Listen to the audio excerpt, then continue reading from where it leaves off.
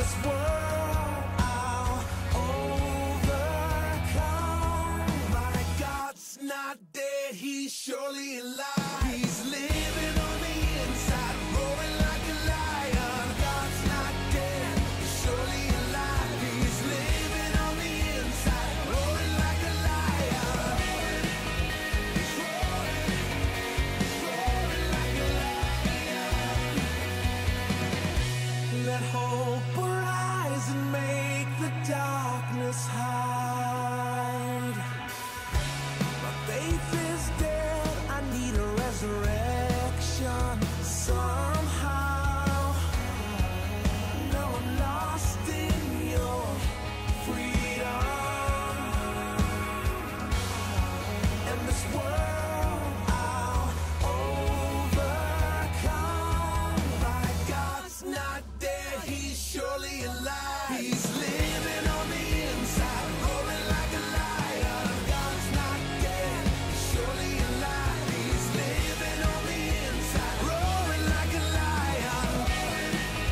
He's roaring like a lion. He's roaring. Let heaven roar and fire fall. Come shake the ground with the sound of revival. Let heaven roar and fire fall. Come shake the ground with the sound of revival. Let heaven roar and fire fall. Come shake the ground with the sound of revival. My God's not dead, he's surely alive. He's living on the inside, roaring like a lion. God's not dead, he's surely alive. He's living on the inside, roaring like a lion. God's not dead, he's surely alive. He's living on the inside, roaring like a lion. God's not dead, he's surely alive. He's living on the inside, roaring like a lion. He's roaring like a lion. He's roaring, he's roaring, he's roaring like a lion.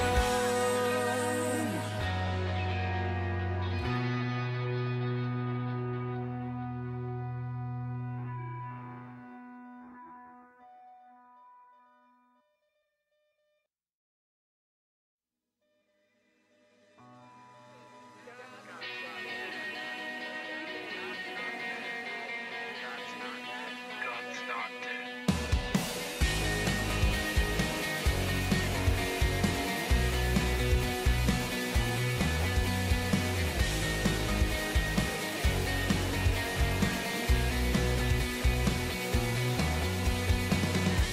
Let love explode and bring the dead to life.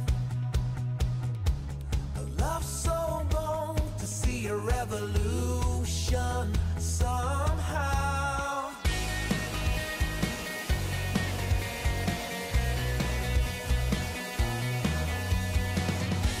Let love explode and bring the dead to life.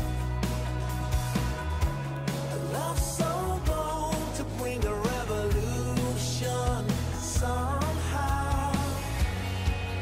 No, I'm lost in your freedom.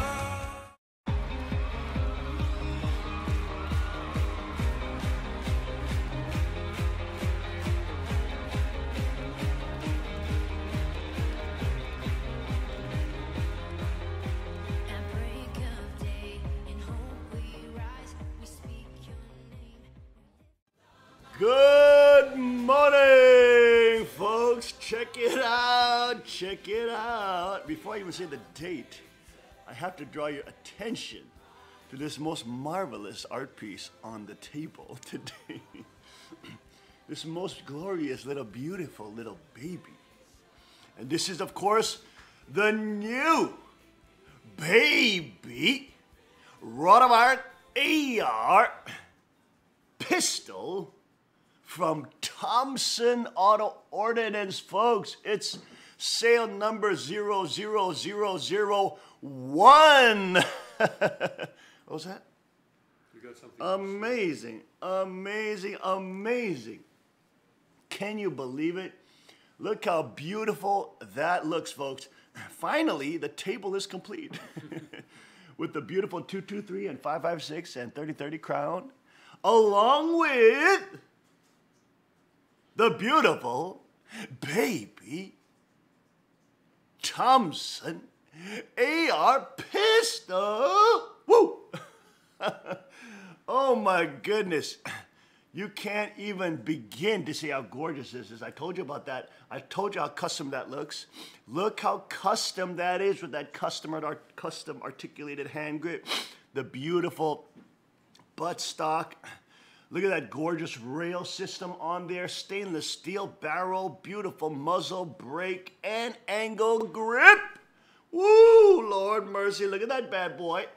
Now that is a bad looking boy right there. Woo! Oh gosh. Oh my Lord have mercy. That is so gorgeous. It is a historical timepiece for the ages, my friends. A timepiece for the ages, folks. This is going to be a historical museum piece. This is not only the first one. Thompson now produces AR-15s. I guess this is the Pennsylvania typewriter. This is the Pennsylvania typewriter now. Because it is connected with the word and the Daistomos Makita and the rod of iron. Woo-wee! Bam! Look at that bad boy. I mean, holy schmita. Wow, wow, wow. That is legally a pistol, folks, so I can actually carry that around legally. I guess there's a way to mount it on you. John, I know at the factory, will carry his pistol AR sometimes, and I guess he has Velcro straps or something like that. He has a little rig for, and he carries it pretty high, right on the armpit. So it comes on maybe a little below the waist. And boy, that is a beautiful, beautiful piece. Look at that. Look how gorgeous that looks. Just so gorgeous. And once I camo that bad boy out, woo-wee, you won't even see it on this. Man, it'll be like camouflage on my jacket, on my blazer. Holy schmita. So incredible. We thank, of course, Cook Jung for the design and Auto Ordnance and all those guys out there with the scientists and the engineers putting this gorgeous piece together. We put about 200 rounds to this, and it just operates flawlessly, flawlessly. I mean, and that muzzle brake is so incredible that it doesn't kick. It's like ridiculous, the power of it. I mean, if you're standing to the side of it, like I was standing 20 feet, maybe 25 feet away, and I could still feel the muzzle brake shooting out, get air, like, I could still feel that air, like, boom, boom, hitting you. Because it basically diffuses the gases that are trying to escape, and that produces an equal reaction. And by diffusing that gas to the sides, as you can see from the sides and the baffles here, and also at the top, the sides push out the gas, and also the top pushes out the gas, so that also reduces the muzzle lift. And it's so fantastically awesome. I'm just waiting for the iron folding sights to come in. They're gonna get those to me quickly, and I'm gonna mount probably a Meprolite red dot on there, and already got that angle grip that comes with it. The cool angle grip comes with. Look at that cool, beautiful angle grip. Comes with it, and then a small flashlight. I'll put a small flashlight on there as well. So that is just totally styling and totally beautiful, and like, oh my gosh, it's like totally awesome. Okay, but folks, it is Friday, December 15, 2017, 8th year of Chungi, 10th month, 28th day by the heavenly calendar. Woo wee! It is a good morning today, I gotta say. It is a good morning. It is a good gospel morning at Revelation 1915 Studios, baby. Is that the new name for the studio? I guess the so. Chanyegung Revelation 1915 Studios. It is a good gospel morning. All right, folks, let's go first to our AccuWeather forecast with Tim, the agent elder. Pow, pow, pow! Transition. Good morning. Yeah. Good morning. We're in the single digits this morning. It's 6 degrees outside. Oh. And we may go a couple more degrees down before the sun rises a little more than a couple hours from now. And today we're looking at a high of 25 degrees. So we're going to, this is the third day. This is the third day that the temperature will remain below the freezing point. Praise Jesus. I love it. From tomorrow, though, we'll be in a warming trend again. And so we'll be in the low to mid 30s during the weekend for the highs. And next week, during the early part of next week, we'll even get to the 40-degree mark. And some rain, perhaps, during the early part of next week. There's a article out about the Christmas travel outlook show. Maybe we can cover that. Well, watch out for those Islamic terrorist attacks. There's already one that had tried to occur, but they are targeting Christians during Christmas. Well, this is the weather. I know. Yeah, this is the weather.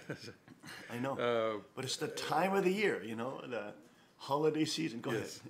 There is a potential for a 2,200-mile-long stretch of unsettled weather and travel disruptions to set up in the central to eastern United States in the days surrounding Christmas. There are signs of a bad holiday season for traveling by car or air from the Rockies to parts of the Plains, Midwest, and Northeast during this period, according to AccuWeather lead long-range meteorologist Paul Pastelak. Weather-related airline delays may develop on multiple occasions, stemming from several major airport hubs. Motorists may face wintry road conditions along vast stretches of interstate highways. Following two surges of milder air in the Midwest and Northeast during the week before Christmas, that's next week, a temperature contrast zone will set up in the southern plains to New England. Much colder air will settle southward to the southern plains, the Midwest and New England during the weekend before Christmas. Meanwhile, warmth will hold and may even build in the southeastern United States. Wow, isn't that amazing? That's amazing. Wow. And that's another very beautiful AccuWeather picture we had there. Thank you, Tim, for that update. Enjoy the beautiful, brisk, cool weather. But it is going to snow this afternoon, probably. It is, that's right. Yes. I heard about that. Maybe an inch or so of a snow this afternoon in the Chunigong area. Man, I heard about that. I gotta say, that is a beautiful, beautiful rod of iron. That looks just so gorgeous. Now I know people are gonna say the desk looks a little cluttered, but that's all right. It makes me happy. You got your little Muay Thai punching bag here. Got a little Muay Thai boxing glove right here. You got your rod of iron. Got your 50 cal. Got your little marlin here. This was on Father's desk. The little ebony wood marlin, whatever that is. Got the little the antler, elk antler that the chief gave me.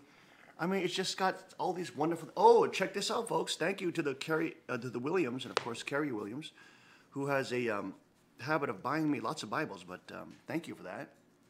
Look at this gorgeous leather-bound Bible. Look at that, very cool, very cool.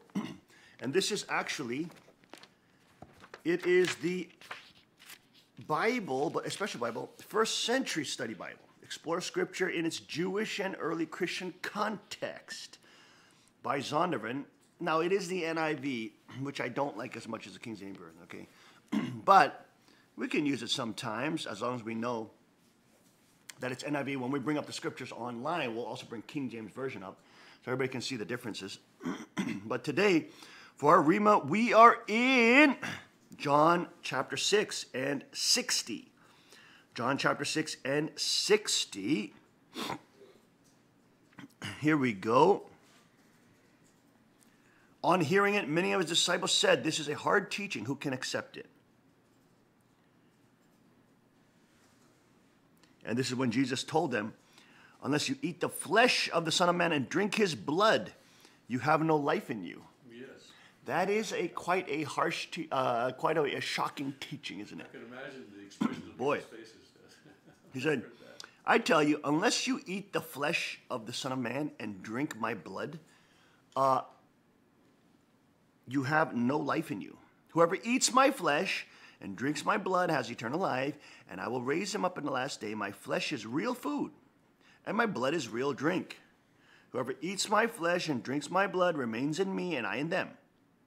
Okay, that's what he was teaching. He was just teaching that, okay?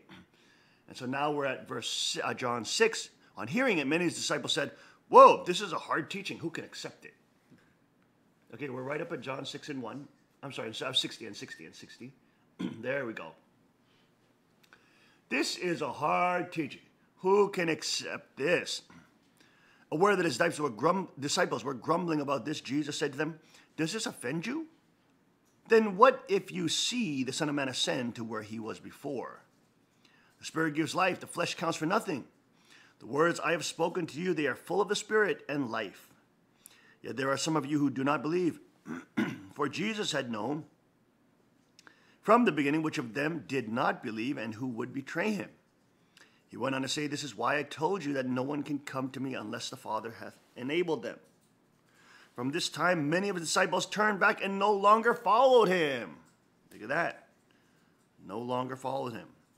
You do not want to leave too, do you? Jesus asked the 12.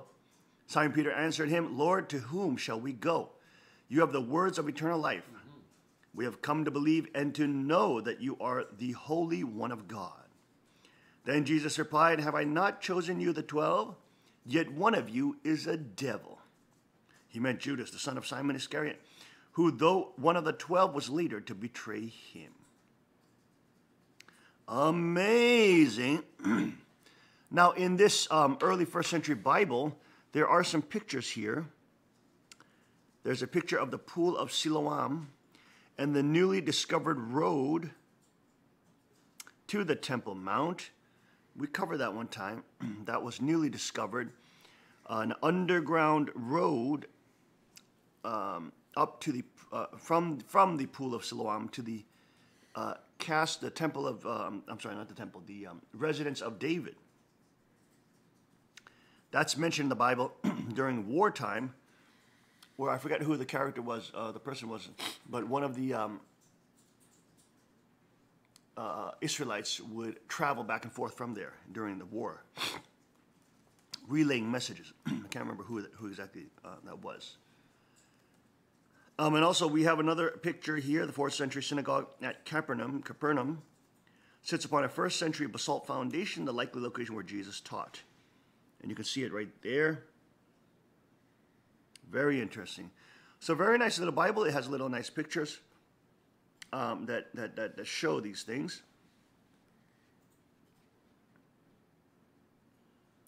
Look at this. Now, talking about that whole section where Jesus says you have to eat my flesh, drink my blood, this Bible makes a footnote.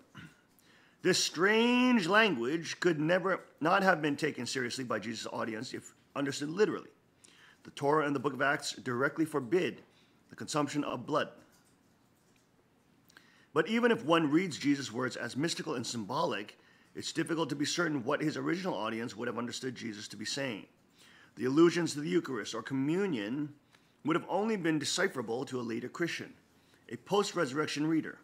Jesus' words at the Last Supper, which are nearly identical to those here, do not appear to have been understood even by his own disciples. The radical nature of Jesus' teachings, which are provocative and even misunderstood, is powerfully evident in this scene. Okay, so they're giving a little footnote there. But does this look a little radical? Does Iron Rod Ministries look a little radical? Okay, let's remember who was radical here. Let's remember who was radical. We got John chapter 6. Let's remember who was shocking. Okay. Now this is very interesting. He says, aware of this, the disciples were grumbling about this, and that means the teaching of eating his flesh and drinking his blood. The disciples were grumbling about that. Look at that. So the Bible says, he says, does this offend you? Then what if you see the Son of Man ascend to where he was before? The Spirit gives life. The flesh counts for nothing. The words I've spoken to you, they are full of the Spirit and life. Yet there are some of you who do not believe. For Jesus had known from the beginning which of them did not believe and who would betray him. It said, interesting. Before Jesus returns, the Spirit is the main way that providence will be led by the Holy Spirit. But even a Christian believes that there will be the resurrection of the dead when Christ returns, okay? So they believe in a bodily resurrection. They call that the first resurrection, outlined, delineated in Revelation chapter 20. Okay? They believe that is called the bodily resurrection, when as Christ returns, the believers or the martyrs will be bodily resurrected with him to rule and reign with him for the millennium period or the 10,000 or 1,000 years. So that's called the first resurrection, and that is in Revelation chapter 20. Okay? So Christians actually have to believe that there is a body resurrection, even though Jesus says the Spirit gives life, the flesh counts for nothing. They have to believe that at the time of the Lord's second advent, the body will be resurrected. You may want to put a jacket on, Tim. It's cold. As the Revelation 19:15 Chenigung studio warms up, I recommend to everybody in the studio to put a jacket on. But point is, there is this powerful aspect of the flesh that we must eat Christ's flesh. Isn't that interesting? We must. I mean, a Christian must eat Christ's flesh and drink his blood. And this is why the early Christians were blamed for cannibalism, okay? The pagan religions and the pagan tribes claimed that these crazy Christians who were actually peaceful and ethical, and they were not doing sex rituals and sex cult activity, not free sex, all this kind of stuff, very modest, etc., good and caring to the poor, etc., but that they are cannibals. They believe that they have to eat the flesh and blood of their leader. I mean, this is what they were saying. There's all these Roman records of these Romans who are sort of investigating the early Christian community. Okay, and that's what they're writing about. They're writing that stuff. Wow, these guys seem to be really good. They gather, and they sing their songs. They break bread together. They eat together. They actually care for widows and orphans, and they don't seem to have all this licentiousness and adultery and stuff like that. They're very kind of strict morals, very sort of Jewish morals. But they believe that they're supposed to eat the flesh and drink the blood of their leader. You see how crazy that sounds? You see how crazy that sounds? So whenever you think True Father was radical, or the Second King is radical, you guys got to remember how radical Jesus was. You understand? They were blaming his disciples for cannibalism. You got to understand this. Now, Christianity has become so mainstream. Obviously, Chunaguk is going to be so mainstream. The rod of iron, all that kind of stuff is going to be so mainstream. It's not going to be radical at all. But think about it. Think about it. At the time of Jesus, how incredibly radical this is. I mean, Christianity is so big now, so people don't see the Eucharist as some crazy thing or the body and blood of Christ as some crazy thing. They don't see that as a wacky thing. But think about it in the first century. Holy Shemitah. Holy Shemitah. You see right here in the Bible, it says right here in verse 66, from this time, many of his disciples turned back and no longer followed him. They said, holy Shemitah, what the hell is this dude teaching? Damn, I'm not following this guy. This guy is crazy, man. He's saying we got to eat him.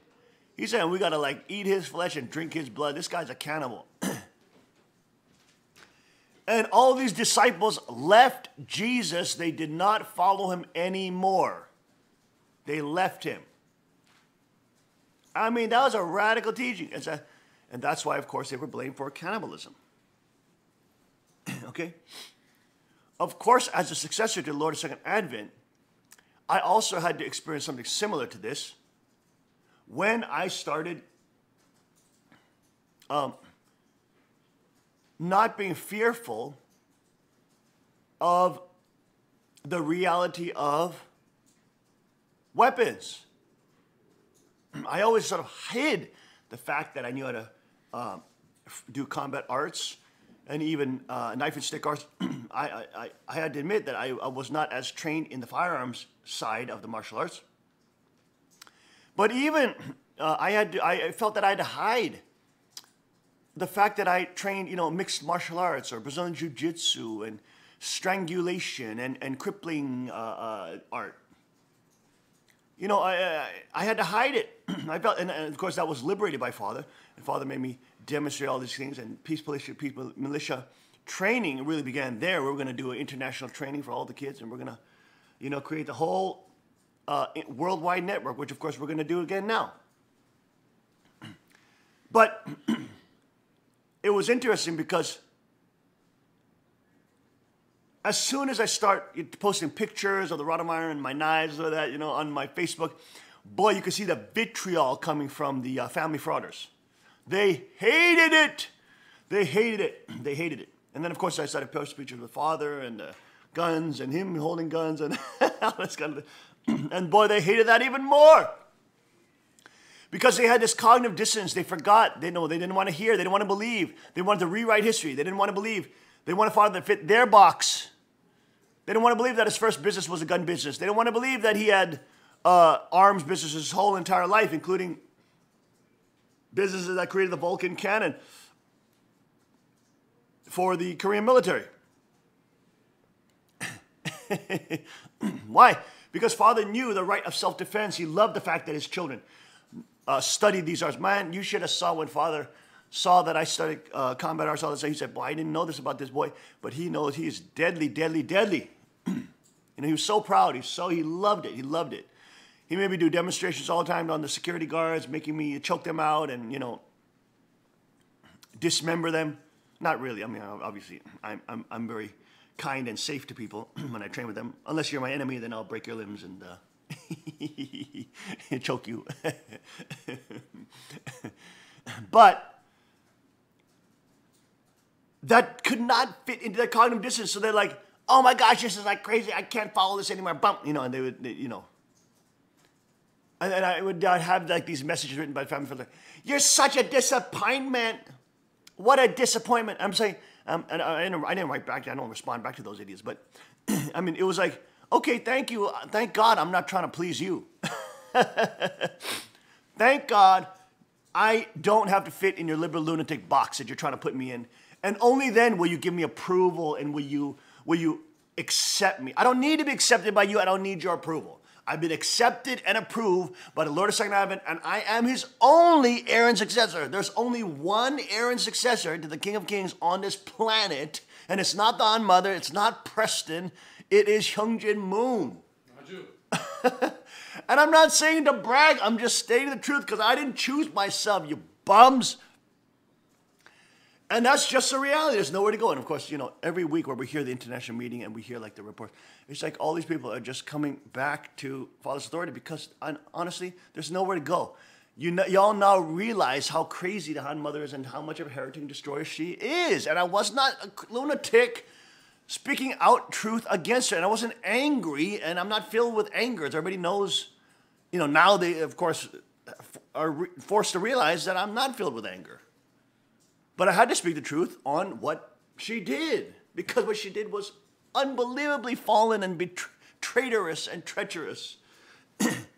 And such an unbelievable betrayal. And of course, she's then fulfilled the prophecy that anybody other than Moon Hyung-jin, the successor, heir and successor, and represented body of true parents, will be a heretic and destroyer, which Father wrote with his own hand in June of 2010. I didn't write that. He prophesied that. But it's interesting because I also posted these pictures on Facebook the other day. And I have this nice picture with my new baby AR, the new baby rod of iron, drinking a cappuccino. And then I have a picture the Queen took of me. Go to my Facebook page, guys, of the baby AR and me drinking some tea at my tea table. So what a crazy juxtaposition with the art of tea, the tea ceremony, which is a traditional tea ceremony. It's like so like meditative. It's like so pacifist because you're drinking from the leaves of a tree. There's nothing more pacifist about that. You're drinking from the leaves of a tree. The leaves give you energy. It's like so vegetarian, okay? And then I'm holding my Rod of Iron Mini AR. Here he is. There they go. Go to my Facebook page. Oh, I should have worn my AR crown on there. Maybe I'll take another one. But there I am. There it is. in the new Peacefully Pete Militia camo t-shirt, which is pretty dope. I gotta say, I love that camo. That's a really nice standardized camo. And of course, look how cute, adorable, so adorable. Look how adorable that baby AR is. But boy, for bad guys, that may look cute, but it's not gonna feel too good. if you try to pull anything stupid. And then look at all those very delicate teapots, and the little candle, my little candle on the pillar candle. See that? See how it creates the beautiful ambiance. And my candle is lit. My summer source in the back, and my little garbage can that matches is in the corner, and all these my little incense burner is on there in the front, and all these little like delicate things. And then there's the baby AR. Oh, that camo actually looks really good with all that delicate stuff because it's like very reminiscent of nature's colors, nature colors. But it's like that clash of cognitive dissonance. That you look at that picture and it cognitively scrambles your brain, and like your brain cannot handle it because it creates cognitive dysfunction. Which is the reason I like that. I like that picture. I like that picture. You see that little plate with the little frog in there. It's filled with water to create the feeling of a little pond on the table. See how delicate and how artistic and how sweet that is? And that's where I serve tea to my queen. You see what I'm saying? I've been serving that beautiful woman tea for over 20 years. The king, maybe not 20 years. When did I start? Okay, at least from the early 2000s. So what's that, like 17 years? Close to 20 years. I've been serving the queen tea for 20 years, almost 20 years. You see that? That's how much I take care of her and love her. But of course, I am rewarded greatly with her beauty and her, wonderful character and fun spirit, and our beautiful children and our wonderful, absolute sex marriage life. It's all the beautiful stuff, okay? But of course, I take care of her, and look at that. Beautiful, beautiful, beautiful. Delicate pottery pots and delicate little, celadon and delicate little candles and little ponds on the table and little animals like the little frog. And there's a little statue there of me when I was young peeing on a frog. That little statue is so fun. She bought that for me when we were in Korea. There's a little statue of me when I'm young, and it's a little baby that's peeing on a frog. And you can pour water into the backpack that he's carrying, and he actually will pee. And that's like me when I'm young. I definitely used to pee on animals when I was young. Oh my gosh, I like our young boys when they were young. Oh my gosh, so hilarious. But there it is, and then there's the baby AR. So it's cognitive dissonance. Even with Jesus, it's cognitive dissonance. On one hand, he's so loving. Following Father too is like cognitive dissonance. On the one hand, he's so incredibly loving. It's just like when you're around Father and you listen to him, and of course you serve, he has so much love, and it's unbelievable the amount of power his love has.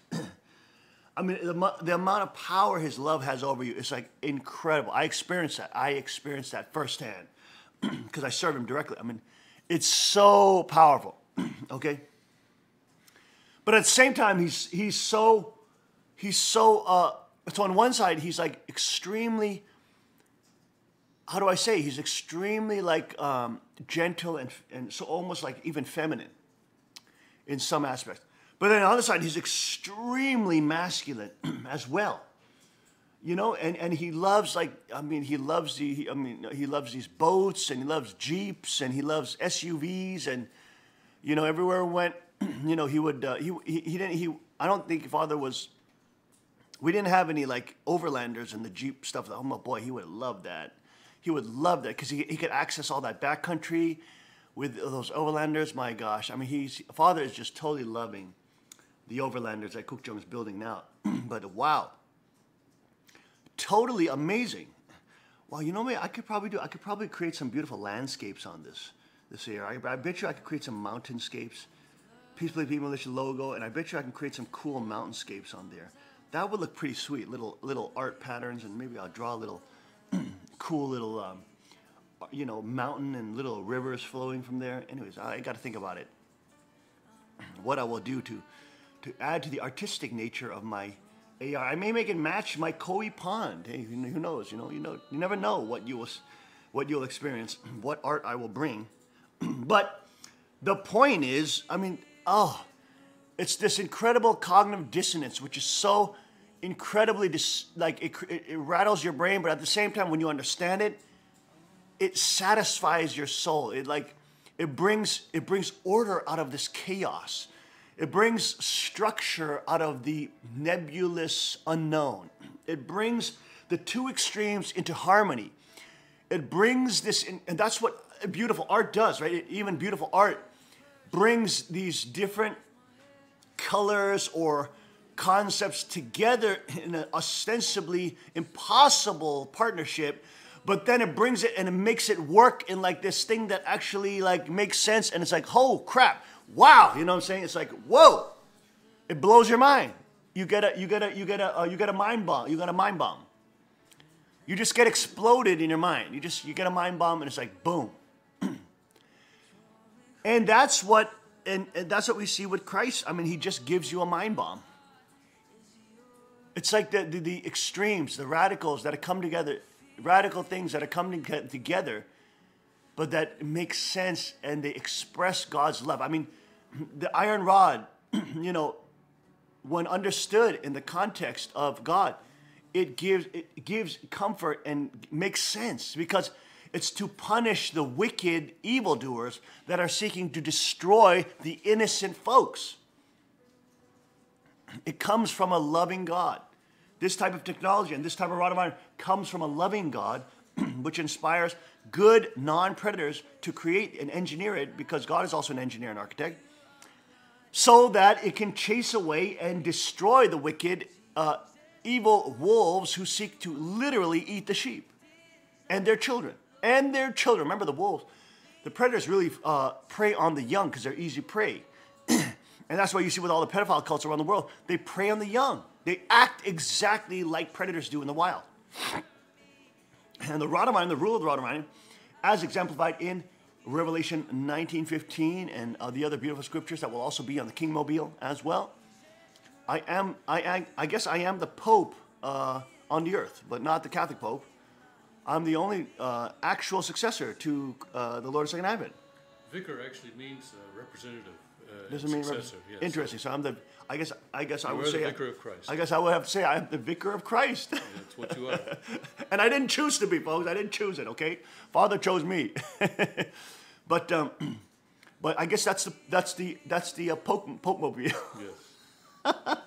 It's camoed out in AR-15. It's a little different from the false Pope. Okay, it's a little different from the false Pope.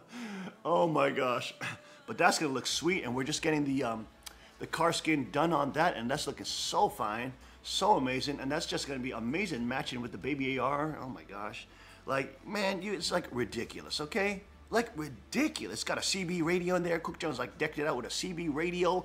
It's got a fridge. It's got a freaking. It's gonna have a tent on the top. It's gonna have a freaking. It's got these huge floodlights in the front. I think that's illegal in some states. Literally, you have to cover it in some states because. These kids saw it, the floodlight. You press one button and it literally, like the lights go, BAR! It's like stadium lights in front of you. I mean, it's like ridiculous. It's crazy. It's got a winch. It's like, oh my gosh, you better get ready for the freaking Kingmobile and the King's Report, the mobile King's Report. Flooding all over the world. Holy Shemitah. Dang, dang, dang. Anyways, this, we all got talking about this because we're talking about, look at that, where Jesus says, hey, I know you hear this teaching, you're going to flee, you're going to run away, right? But those who stayed with him, they're the ones that inherit the kingdom, at least the spiritual kingdom, and the fruits of the spiritual kingdom at the time. But as Kucho was saying, the beautiful Freedom Society last night, and it was so wonderful to see everybody there. Wow, what was he saying? He was saying, well, you're the saints. You are the saints. The folks that stood with the second king and Father's choice and his line of successorship and kingship, you are the saints. You are the ones. You are the historical figures. You are the saints. You are the ones who did the hardest thing when it was so damn easy to walk away. It was so damn easy to walk away. You are the ones. And you are the ones who become the protectors of the kingdom of God. And of course, the inheritors of the kingdom of God. And the ones that did not betray Christ when it was so damn easy to do so, and all the political correctness just screamed and mocked and cursed you, and all your friends left, etc., and just said you're nuts. But isn't it funny how now it's all starting to make sense? And now all those who mocked and cursed you have nowhere else to go but heresy, lies, and thievery, and corruption. And now all the people are coming, they have to come back because there's nowhere to go. There's only one successor. There's only one successor, and I'm not saying that to be patronizing or to be arrogant. I didn't choose it, as I remind you all the freaking time. But the rule, the reign of Christ and his kingdom, upon his head were many crowns, and he ruled the nations with a rod of iron. Not in tyranny, no. But in freedom and responsibility. Wow. Thy kingdom come, thy will be done on earth as it is in heaven. We'll see you right back after this break with the baby rod of iron. See you soon.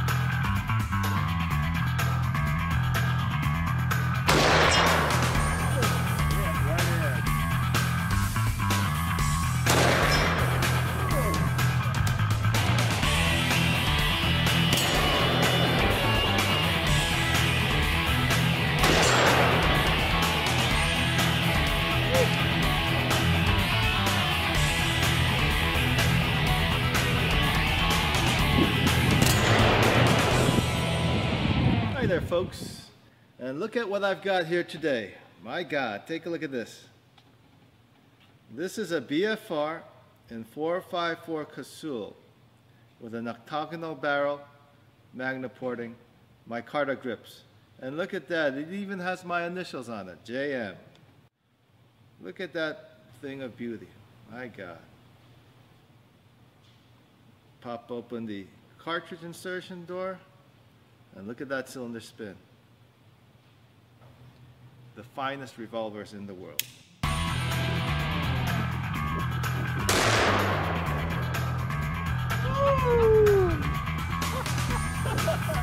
That's a cannon. That's a cannon.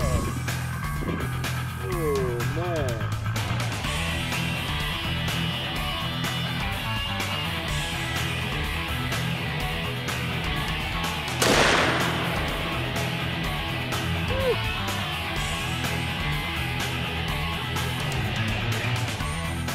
Pretty accurate, though.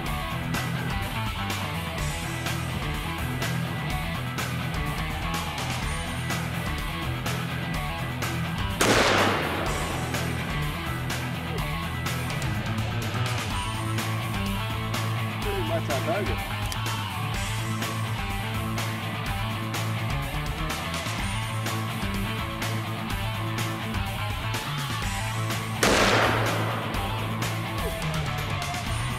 Oh boy!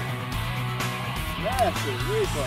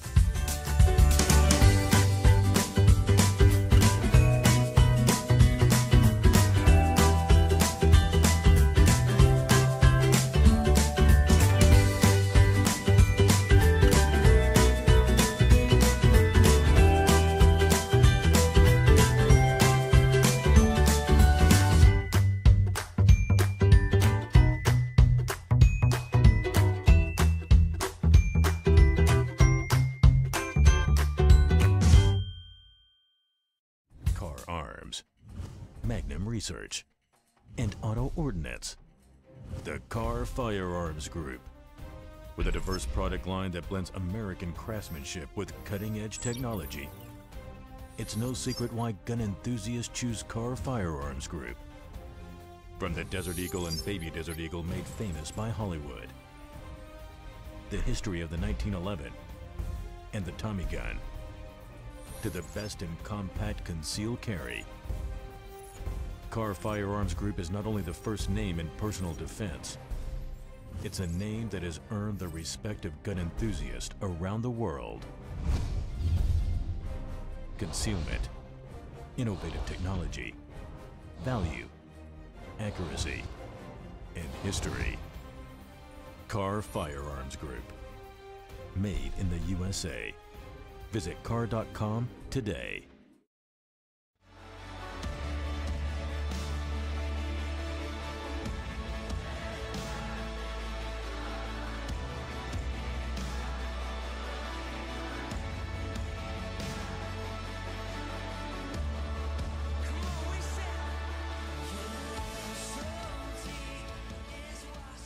And we are back, folks, with the baby rod of iron on this beautiful Friday, December 15, 2017.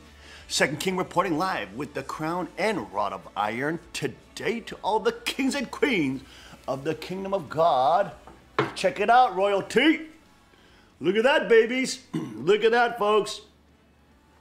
Look how gorgeous that baby looks. Woo. You gotta say that Second King looked good with the camel suit and the baby AR, boy. Man, I even got a little red rose to style it out with a little blue pocket square. But look how cute that looks, folks. You may hate me, but you gotta say that's pretty cute.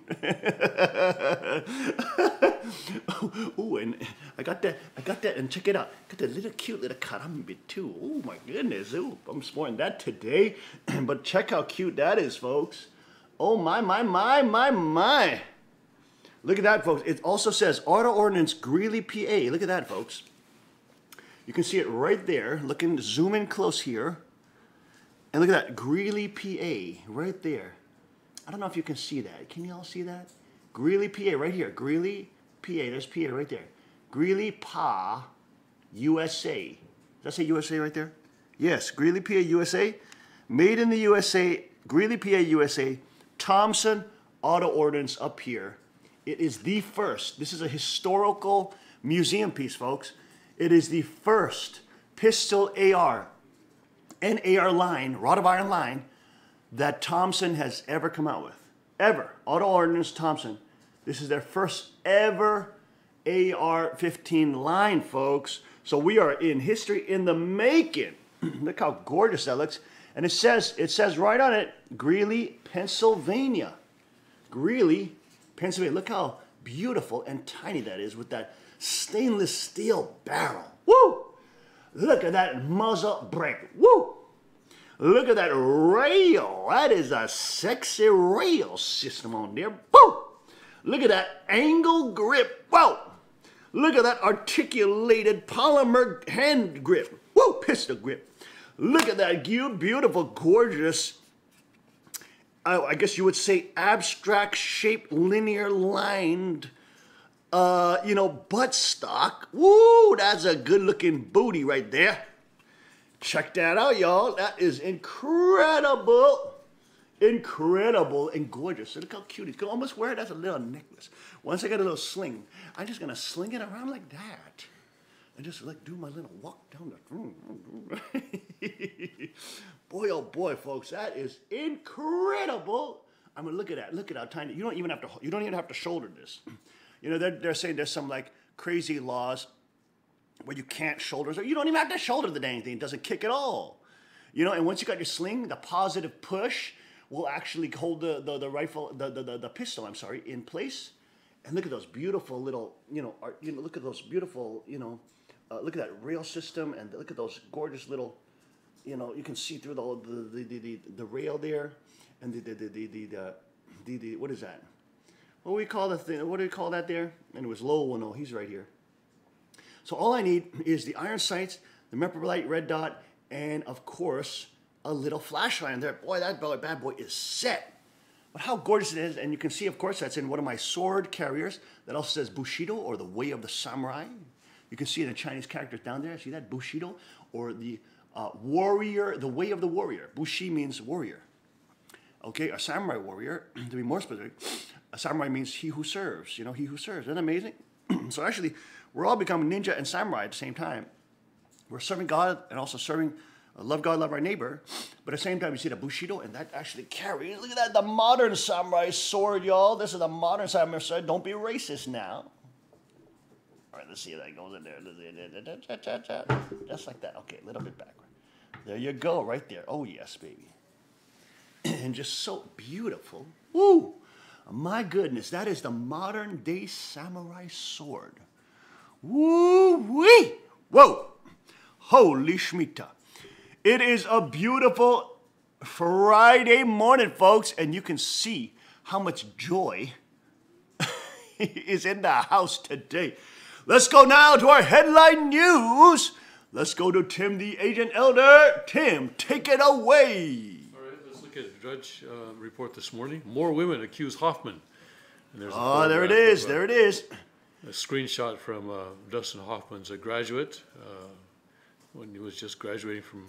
This is the problem with the art world. Everybody knows the art world is filled with the free sex culture. Yes. I mean, that's one of the dangers. If you go into the art world, you're gonna get like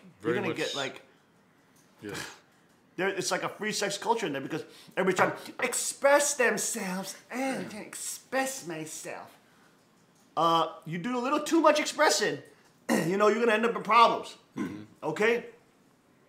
I'm sorry. Go ahead. See, I can't. I always.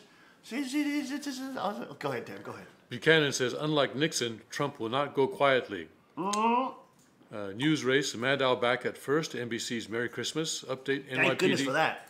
NYPD opens Russell Wait. Simmons Maddow probe. is back at number one. What a lunatic. Yes. It shows you how relevant that is. NYPD opens Russell Simmons probe inside Matt Lauer's secret relationship with production assistant. Wow, isn't that amazing? NYPD opens a probe. Well, she's actually coming forward, and she's talking. I think that was a consensual. It seems to be.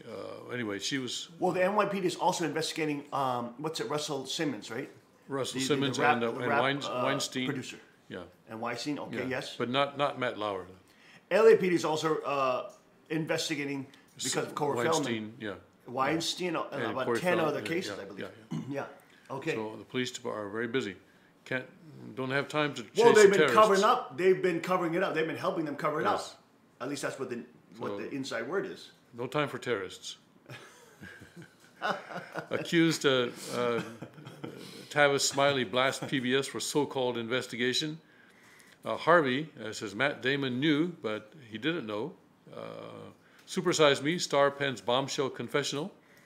And these globalists, they know. They know the nature of people. So they know if they put out as many accusations as possible, they're going to create the environment where they can actually cover up everybody. Because people get so sick and tired of hearing, all right, we heard it. We heard it a million times. All right, who else is accused? So what? So what? Brad Pitt's accused? So what? So what? He's not yet. But, this or that person is accused. But they don't know they wanted to roll these out because eventually they want to say, of course, they tried to do it with Trump again a couple of days ago with the media little stunt they did. But they want to say Trump is the one who's accused too. But now they're doing it so much, and so much is coming out about them, and there's so many accusers coming from them. The Me Too hashtag is actually stimulating too many people to come out for them, that it's actually creating a diminutive effect, and it's now creating a relativizing effect. So now people are saying, well, you know what? Everybody's alleged for everybody. Everybody's alleging for everybody. So I want to see some evidence now. So if you want to allege for Trump, show me the evidence. And there's no pictures of him grabbing breasts. There's no pictures of him groping women. So actually their own strategy has turned out to go against them. And their ultimate goal of trying to get rid of Trump has now been foiled and been stuffed back into their tinfoil conspiracy theorist hats, which the Democrats have now become. Okay, go ahead, Tim. So male model defends Bruce Weber amid allegations. Quiet times at frat houses as schools crack down on excesses. Paul Ryan to step down in 18. Leave D.C. So I'm sure Hollywood were terrified when these allegations were just starting.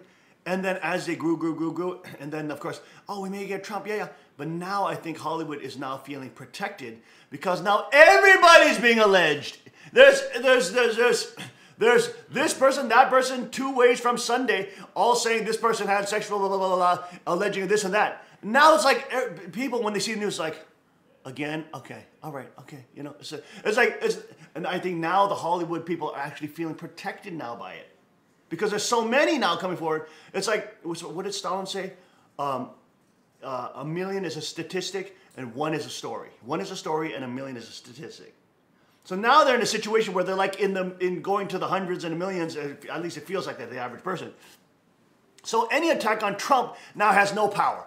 But the downside to that is that the allegations of the Hollywood stars and stuff like that, the pedophile networks, the Bilderberg Group, Rothschild, you name it, it's now in the psyche of the population sort of getting pushed out because you have to kind of like shut that down and say, okay, where's the evidence for that? You know what I mean?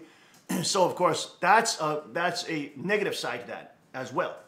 Even though there's a WikiLeaks and evidence that Hillary Clinton is attending spirit cooking and satanic events, and John Podesta saying we'll prepare children 8 years old and 6-year-old in the bathtub for your pleasure.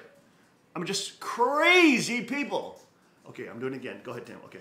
Did you hear me say Paul Ryan is stepping down in 18? Paul Ryan is stepping down. I thought you might have missed The that. George Soros neocon collaborator is stepping down, stepping down, stepping down, stepping down. Paul Ryan, you are fired, you are fired, you are fired. Fired, fired, fired. Ryan Little traitor. Fire, fire, fire. Ryan Little beta. Fire, fire, fire. Ryan Little, what a bozo. What a total traitor. He was against Trump from the beginning, against the Trump agenda. What a total little sniveling, little snot-nosed, little diarrhea-filled, little skinny. Hey, I jog in the morning. I'm skinny. I got baby blue eyes. Trust me. Eh. I mean, these devils, these little devils raping and selling the American people, and they're using their office to make big bailouts for Wall Street and the tax plans, and using their office to get huge payback checks from George Soros, using their office to do all those kind of stuff. Ryan is gonna go, folks. Trump is cleaning the swamp. Trump is cleaning the swamp. Bring in the swamp cleaner. Bring in the hose vac. Bring in the swamp sucker. He is draining that swamp. He's draining that swamp, man. Oh my goodness. The swamp monster is saying, holy shit, I'm not looking too good. I feel a little dehydrated. This swamp's getting so sucked up. Oh my goodness. This is not good for my skin. I need more moisture. Oh my goodness, give me a break. Ryan is stepping down, folks. What amazing news! Incredible, incredible, incredible, incredible news! Incredible, incredible, incredible, incredible news! So amazing! With the baby art on the glass C, and the leather Bible, with the Kaiser Board mug, and the AI logo, and the pink baby millennial behind, and the bullet crown. Man, you can't get better than this, and Paul Ryan's been fired. Woo! Oh my Lord! What is the king on today? I tell you what I'm on. I am on the beautiful chicory root tea. That's what I'm on. The chicory root tea is amazing. It's good for your liver and proper for your digestive function. And it's really good in the morning. It's hydrating. Whereas coffee sucks out the water from you. It's very dehydrating because of the caffeine. So you drink that huge 1 liter of water and then you hit this chicory root tea. Boy, you'll be flipping off the dang roof. May I continue? Okay, I'm sorry. Did I do it again? I did it again, Tim. New blood. New blood. Speaking of blood. A.G. Trump Sulzberger. is doing. He's changing the world. Donald Trump is changing the world. Donald J. Trump. He's no Donald Duck. He's no Donald Cuck. He's Donald the Cuck Slayer. John Trump. Oh man, Amma, can you bring the T-shirt? Amma, can you bring the T-shirt, the Donald Trump T-shirt? It's on your side of the bed. Okay, it's hanging there. It's hanging there. I was meaning to bring it into the studio. I forgot. He is the Donald, not Donald Duck. He is the Donald. He is the Don. He is the Donald Cuckslayer, Swamp Drainer, Hillary Imprisoner, Mueller Investigator, Ryan Slayer. While we're waiting for the T-shirt. Trump. While we're waiting for the T-shirt, a few more headlines. Okay. A.G. Sulzberger, 37, named publisher of New York Times. Another inheritance there. Cairo, vibrant and budget-friendly, ready again for world stage. Bid to outlaw gay sex. Adultery fails in world's largest Muslim majority nation. Sounds like Indonesia. We'll have to see. Eminem comeback album leaks online. Not given raves. Blood. A bomb threat.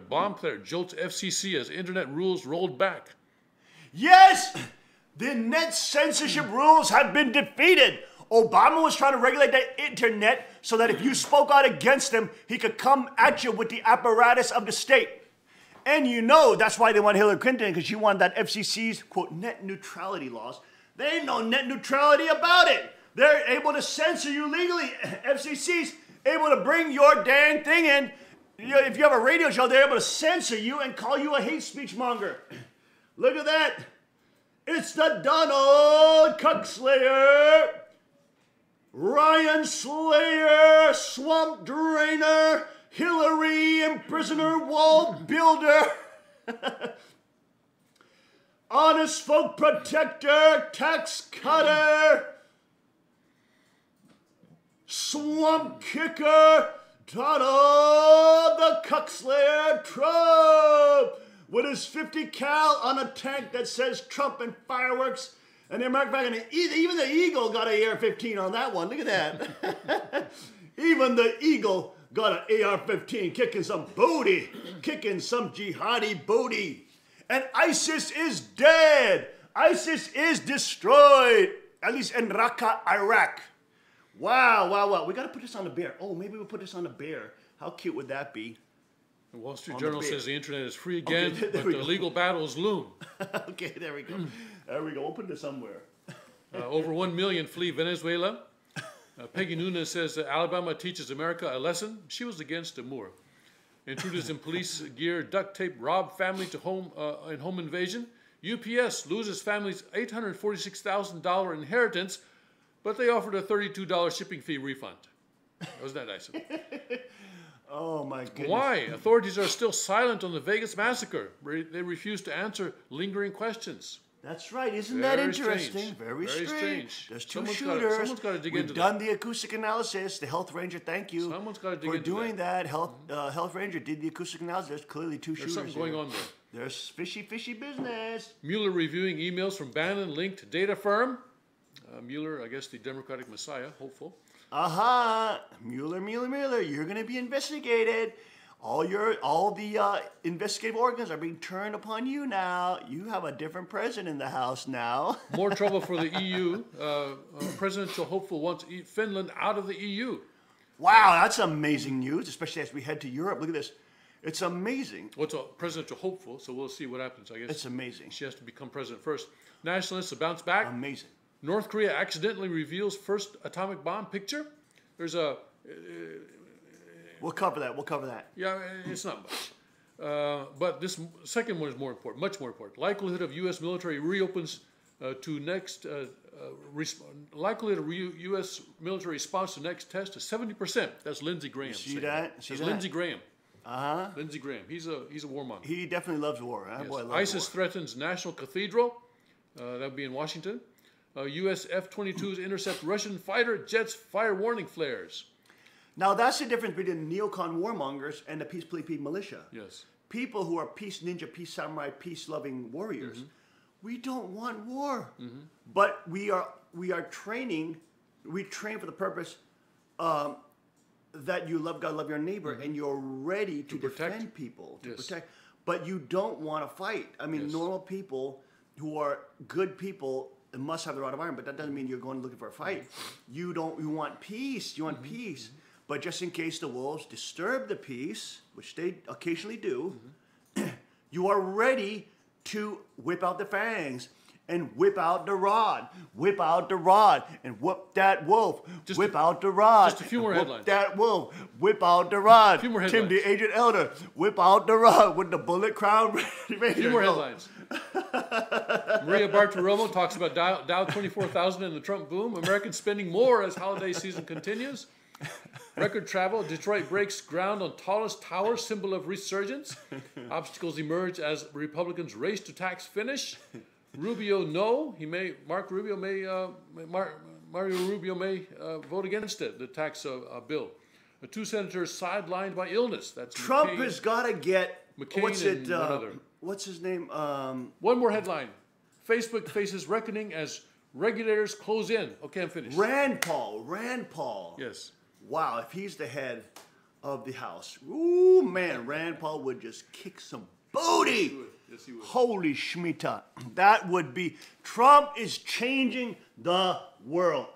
DJ Trump, that's his actually initials, DJ. He's the DJ playing new music in town.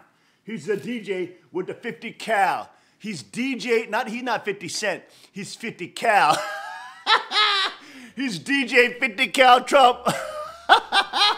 Oh, he's DJ 50 cal Trump. It's DJ 50 cal Trump. He's DJ 50 cal Trump. Oh my goodness. I gotta get this somewhere where people can see it. I don't know where to hang this thing. Maybe we'll hang it somewhere. I gotta find a place to hang this. This is so amazingly hilarious. Look how cool DJ 50 cal Trump. Actually, Rand Paul, by the way, cannot be Speaker of the House because he's. Oh, he's in the Senate. That's right. That's right. But somebody like him. Can Trey Gowdy? Is he a senator as well? Is Trey Gowdy a representative or is he a senator? He's a senator, I think. Okay, he's a senator as well. Anyway, somebody that Rand Paul endorses. All right, folks, we're going to take a short break and we're going to go more in depth right after this. Stay with us.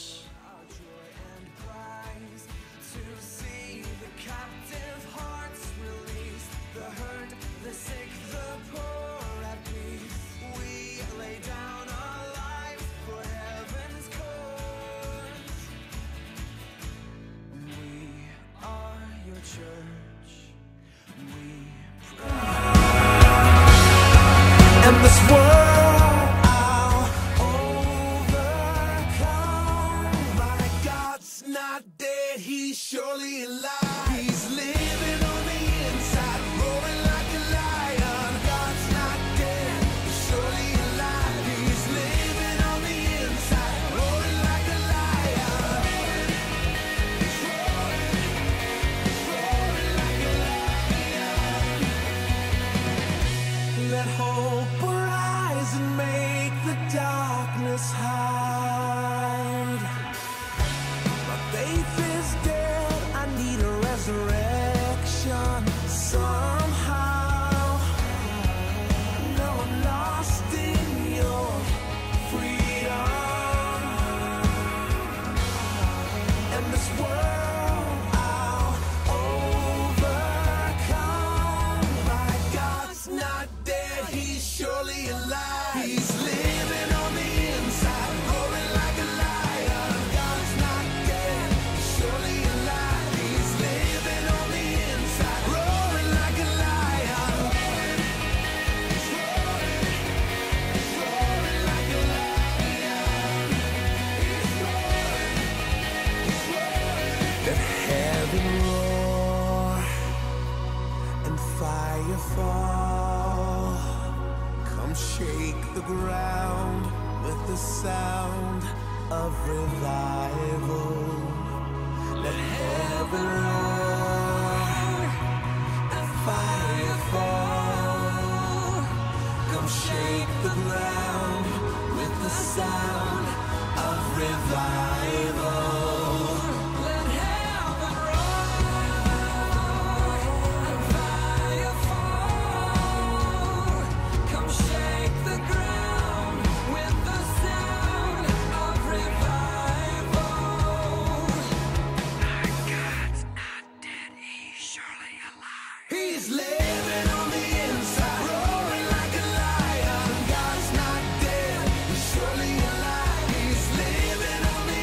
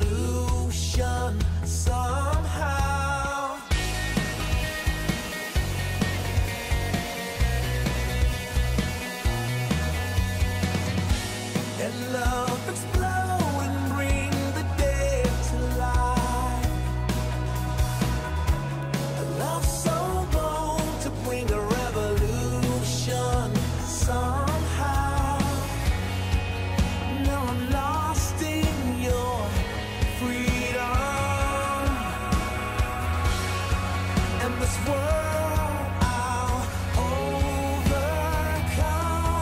My God's not dead, he's surely alive. He's living on the inside, roaring like a lion. God's not dead, he's surely alive. He's living on the inside, roaring like a lion. He's roaring like a lion. Let hope arise and make the darkness hide.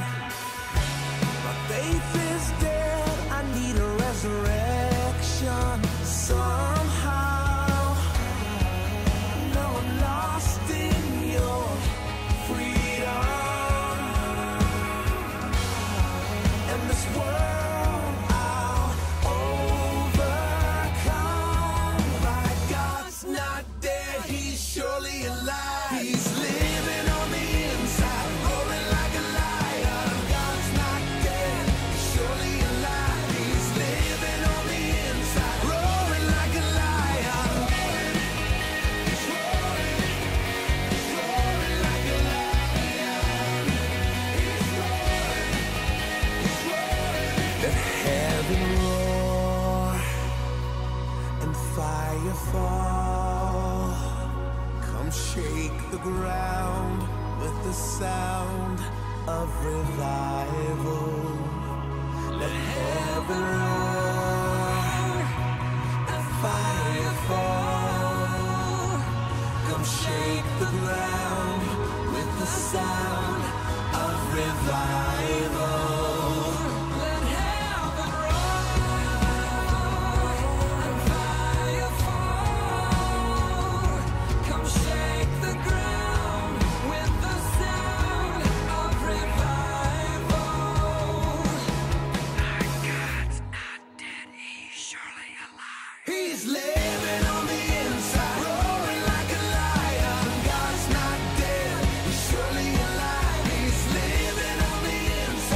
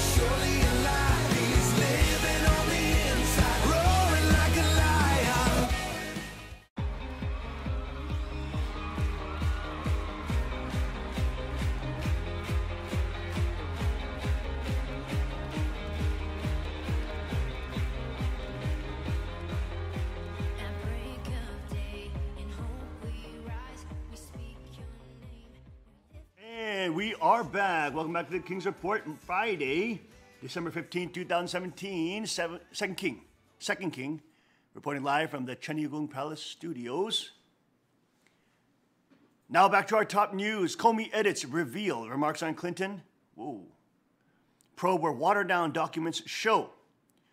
Newly released documents obtained by Fox News reveal that then FBI Director James Comey's draft statement on the Hillary Clinton email probe was edited numerous times before his public announcement in ways that seemed to water down the Bureau's findings considerably. Senator Ron Johnson of Wisconsin, chairman of the Senate Homeland Security Committee, sent a letter to the FBI on Thursday that shows the multiple edits to Comey's highly scrutinized statements.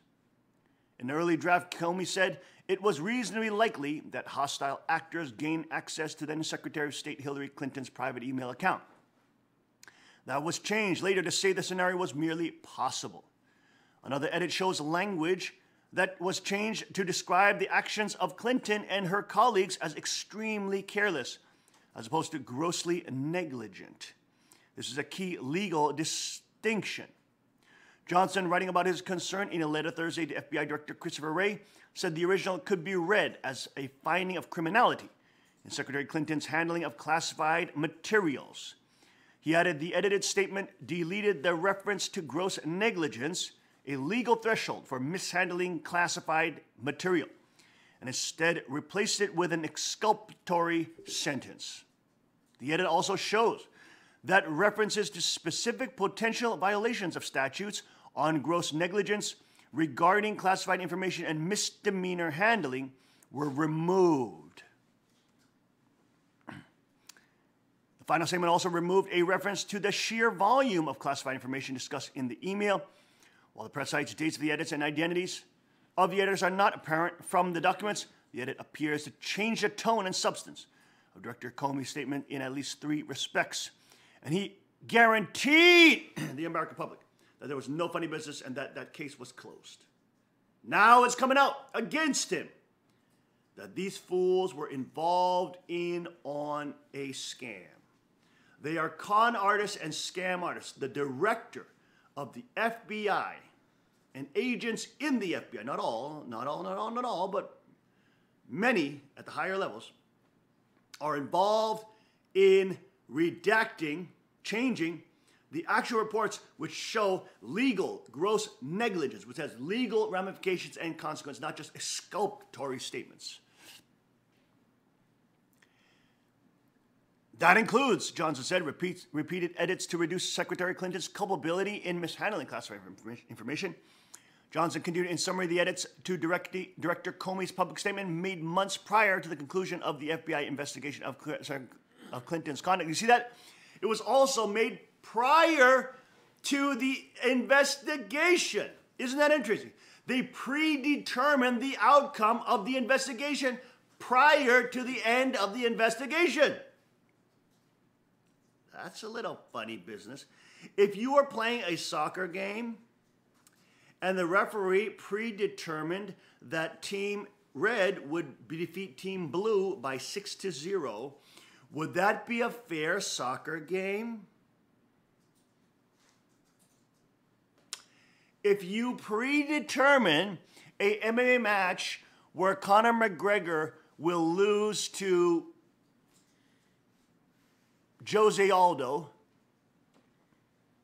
would that be a fair MMA match if there was a pre-decided conclusion to the conclusion before the conclusion was able to conclude? Would that be equated with funny business if you were playing a game of tennis and it was predetermined by the referee that you would lose 10-3 before you lost? Wouldn't that be funny business? Well, at a high stakes, national security level involved, gross negligence happening, Isn't it funny how these statements were edited prior to the FBI investigation of Hillary Clinton? So before they even started investigating, isn't it funny how they already had a predetermined, edited, redacted conclusion before they even started investigating? And we're supposed to trust this body of known liars? This is supposed to have some kind of clout because it comes from the FBI, which have been, they are in the business of lying and black ops and subterfuge and political assassination and or real assassination and black ops.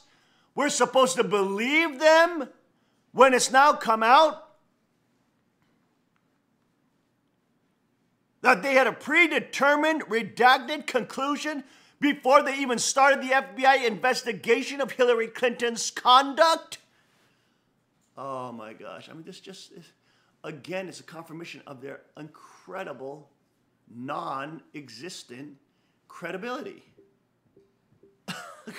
It's ridiculous. Johnson referenced newly revealed anti-Trump text messages exchanged between FBI officials who at one point worked on the Mueller Russian probe. Fox News has confirmed that one of those officials, Peter Strzok, a former deputy to the assistant director for counterintelligence at the FBI, was a person who changed the language from grossly negligent to extremely careless. Oh, isn't it interesting? The higher ups are changing the actual statements. This effort seen in light of the personal animus towards then-candidate Trump by senior FBI agents leading the Clinton investigation and their apparent desire to create an insurance policy against Mr. Trump's election raised profound questions about the FBI's role and possible interference in the 2016 presidential election. It's not Russia, it's the FBI that was interfering in the presidential election, not Russia. It's the F-freaking-B-I that was meddling and interfering in the Democratic election of 2016. Wow.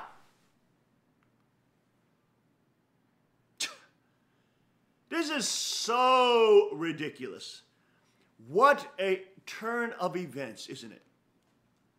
The known con artists, known liars, tried to push the Russian pro narrative. They tried to push oh, Trump is doing all this illegal stuff narrative. Oh, Jared Kushner talked to a Russian ambassador, which ambassadors are supposed to, they're in the country so that they speak to people and they sync up with the next administration coming in. Oh, yes, there's a Russia collusion. Yes, absolutely. Hillary Clinton said, it's unbelievable there's Russia collusion. FBI head comes out saying there's Russia collusion. Hillary Clinton, nothing wrong. WikiLeaks 30,000 deleted acid wash emails. Nothing wrong. Wow. Look at the lengths of deception lies they're going to destroy President Trump in 2016 election. This is how much they didn't want Trump, because Trump is changing the world. Trump is changing the world. President Trump is changing the world. Amazing. Incredible. Just like we told you.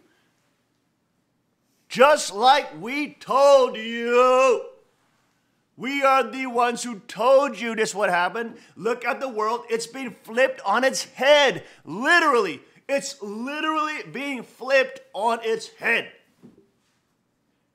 What's it? One of the brothers asked Kuchina, how did you guys know this would happen with all the world? He said, because Father's really the Messiah. He's the real Messiah, so it changes. The world history is changing, and we're seeing the world flip around. It's literally flipping around. All the power structures of evil are coming down. They're coming down, literally. It's ridiculous. Oh my goodness. I've been trying to imagine what it would look like if I decided to do an FBI-only press event to close out our work and hand the matter to DOJ. Comey wrote at the top of that draft to help shape out discussions of whether that or something different makes sense. I spent some time crafting what I would say, which follows in my imagination. I don't see me taking any questions. Here's what it might look like. Look at that. Comey delivered his statements on the Clinton case in July 2006, calling her actions extremely careless while recommending against criminal charges, even though the document said grossly negligent, which is a legal term for breaking the classification laws. Incredible, folks. Let's see Hannity's breakdown of this. Let's go to Hannity and his breakdown of the Clinton exoneration. Go ahead. Comey's exoneration statement that let Hillary Clinton off the hook as it relates to the email server. The document shows that the term grossly negligent was in fact changed to extreme carelessness in 2 places. Remember, grossly negligent is the legal standard, which would have meant that Clinton broke the law. And here's the other piece of new information. In the part where Comey was talking about foreign actors accessing Clinton's server, the word likely accessed was removed. This is national security. All of this continues to prove that the fix was in from the very beginning of what is a farce of an investigation. There was the exoneration before the investigation was anywhere near concluded. And here's why. The draft statement is from May 2nd, 2016. Hillary and others, in her case, wasn't interviewed by the FBI until the 4th of July weekend. So how could Comey, how could this Hillary-loving, Trump-hating FBI agent Peter Strzok reach any conclusion about Clinton's server investigation 2 months before they even interviewed her or other key people? The fix was in, plain and simple. Fix was we in. now have the evidence. That's and Fox News legal analyst Greg Jarrett says, what we just laid out could mean James Comey is guilty of obstruction of justice. That is a crime. That is a felony. We'll hear from him coming up later in the program. Obstruction of justice. Judicial Watch has uncovered an criminal Clinton cartel and Comey cartel treatment that Hillary Clinton and her top aide, Uma Abedin, were given by the Obama State Department. We now have documents that were obtained through the Freedom of Information Act. It shows that Clinton and her top aide, they were given permission by the State Department to remove both electronic and physical records that they claimed were, quote, personal and, quote, unclassified and non-recorded materials. According to Judicial Watch, this includes records of Hillary Clinton's calls, her schedules, which conveniently will not be made available to you, the American people. Also, in addition to all this, the document shows that Uma Abedin was allowed to take 5 boxes of physical files from the State Department, some of which were described as, quote, Muslim engagement documents. This is beyond outrageous, and it shows that there's a different set of rules and standards for the Clintons and their allies, a two-tier justice system we have been talking about and warning you about. Make no mistake, this shouldn't be surprising, because it is all part of a pattern when it comes to the Clintons. The fix is in all the time. Fix is in against Bernie. The fix is in here. The fix is in on other issues. Removing, destroying documents, that's now just part of Clinton's standard operating procedures. Now remember, Clinton on her own, 33,000 subpoenaed emails from her personal server. Remember, she deleted them, she acid washed them, she used bleach bit, and guess what? Her raids were smashing mobile devices with hammers. And by the way, they gave the other mobile device to the FBI. It didn't have a SIM card. It was useless. Why? Because Clinton claims they were personal between her and her husband, who doesn't email. And it was about a wedding, a funeral, and yoga and grandkids. Bill Clinton doesn't use email. Here's another wrinkle to this scandal. It's disturbing. It needs to be investigated. According to documents that Judicial Watch received, Clinton's calls, her schedules, were blocked from being made public and were allowed to be removed. Well, that's interesting when you consider this article from the AP in August of 2016. The headline, many donors to Clinton Foundation met with her at state. And the article goes on to detail, quote, at least 85 of 154 people from private interests who met or had phone conversations scheduled with Clinton while she led the State Department, they all donated to her family charity or pledged commitments to its international programs. Now, and according to a review of State Department calendars released so far to the AP, combined, the 85 donors contributed as much as $156 million, and at least 40 donated more than $100,000 each, and 20 gave more than $1 million. So is that why Clinton and Abedin wanted to remove records of Hillary's calls and schedules? This would have come out in a campaign. and people would have been asking good questions. Now, Judicial Watch President Tom Fitton, he will be here in just a few minutes. Also tonight, breaking, investigative reporter Sarah Carter is out with damning new details on this controversial NSA surveillance program that may have been used to collect information on Americans without a warrant. Do these people not hear of a U.S. Constitution against unreasonable search and seizure? That would be number 4. Sarah Carter reporting that numerous former intelligence law enforcement officials are now blowing the whistle on this potentially dangerous conduct in the way your government is conducting surveillance. And this is getting scary. According to the report, well, the officials, they were concerned over a practice that is known as reverse targeting, which, quote, occurs when intelligence and law enforcement officials use a foreign person as a legal pretense for their intended target, an American citizen.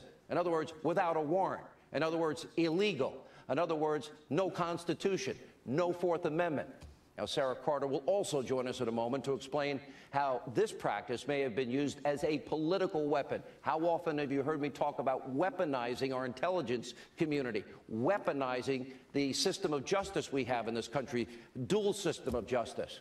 Now, also tonight, we have breaking information about how the anti-Trump, pro-Clinton text messages from that FBI agent, Peter Strzok, and his FBI lawyer girlfriend, Lisa Page, were discovered.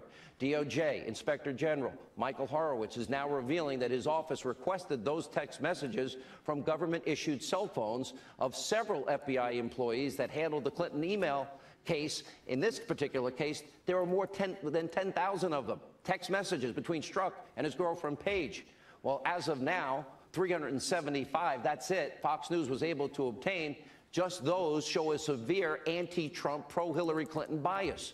Now, these text messages include calling Trump a loathsome human being, an idiot. Strzok and Page also disparaging and mocking Trump supporters. And that's just the start of it. Now, here's what is raising all kinds of red flags, and it should. In August of 2016, Strzok texted, "I want to believe the path you threw out for consideration in Andy's office, that there's no way he gets elected, but I'm afraid we can't take that risk." It's like an insurance policy in the unlikely event you die before you're 40. Fox News believes, we haven't confirmed yet, that Andy in that message is Andrew McCabe. That would be the deputy FBI director. That's the same guy whose wife, Jill, got $700,000 in donations from Democrats, including Terry McAuliffe, up to his eyeballs in this, during a 2015 Virginia State Senate run. That's an obscene amount of money for that race. We also have this exchange. Now, we edited out the middle of it, which contained a web link, and Page says, "And maybe you're meant to stay where you are because you're meant to protect the country from that menace." Wow, isn't that great? They take that all upon themselves. Strzok replies, "Thanks. It's absolutely true that we're both very fortunate. And of course, I will try and approach it that way. I just know it will be tough at times. I can protect our country at many levels. Not sure if that helps."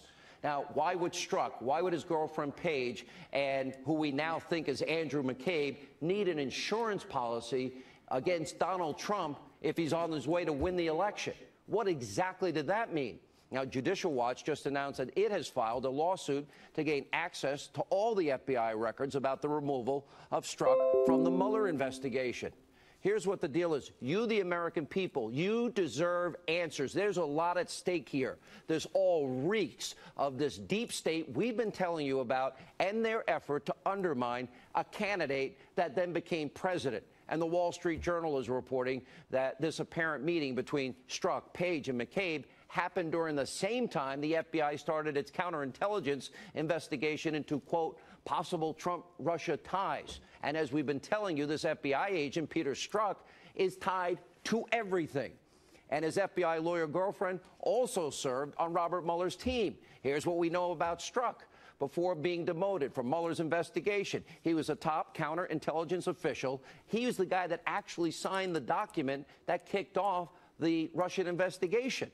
Strzok's team also oversaw the handling of the anti-Trump dossier, the Russian propaganda, when it was given to the FBI. He was in charge of the interview of former National Security Advisor, Lieutenant General Michael Flynn. And this is where it gets really interesting. Given Strzok's anti-Trump, pro-Hillary text messages, he also played a pivotal role in this Clinton email exoneration so-called investigation. Now, this includes sitting in on Hillary's FBI interview. Remember, that was in July. In May, they already were writing the exoneration. He was also in the room for the interviews with key Clinton aides, Uma Abedin, Cheryl Mills. And this is the most damning piece of information when it comes to Strzok. He's the guy. He's the one that actually changed the legal standard language in James Comey's exoneration statement about Hillary Clinton from grossly negligent to extreme carelessness. Well, that allowed Hillary Clinton a get-out-of-jail-free card. That allowed the fix to be in from the get-go, even though we know she broke the law. What in God's name is Robert Mueller thinking to have ever put together this abusively biased, this corrupt FBI agent and so many other people that have agendas on his so-called investigative team? Mueller claims to have, impeccable integrity, a sterling reputation. Why would anybody allow that to happen? And then again, that all seems to make sense when you consider all the Democratic donors that Mueller has handpicked to be part of the investigation. Now, these investigators have given over $50 grand in cash to Democrats, including Barack Obama and, you guessed it, Hillary Clinton. Just one donated to a Republican, and none of them gave any money to the Trump campaign. This entire investigation is corrupt to its core. It has now become a witch hunt. And it's now the time where Jeff Sessions needs to do his job. It's time for you, the American people, to understand this. According to a new poll, 54% say Robert Mueller has a conflict of interest because of his friendship, he's BFF with James Comey. And as we've been telling you, these two are best friends. And as Fox News legal analyst Greg Jarrett has pointed out on many an occasion, their relationship could also actually be a violation of the law.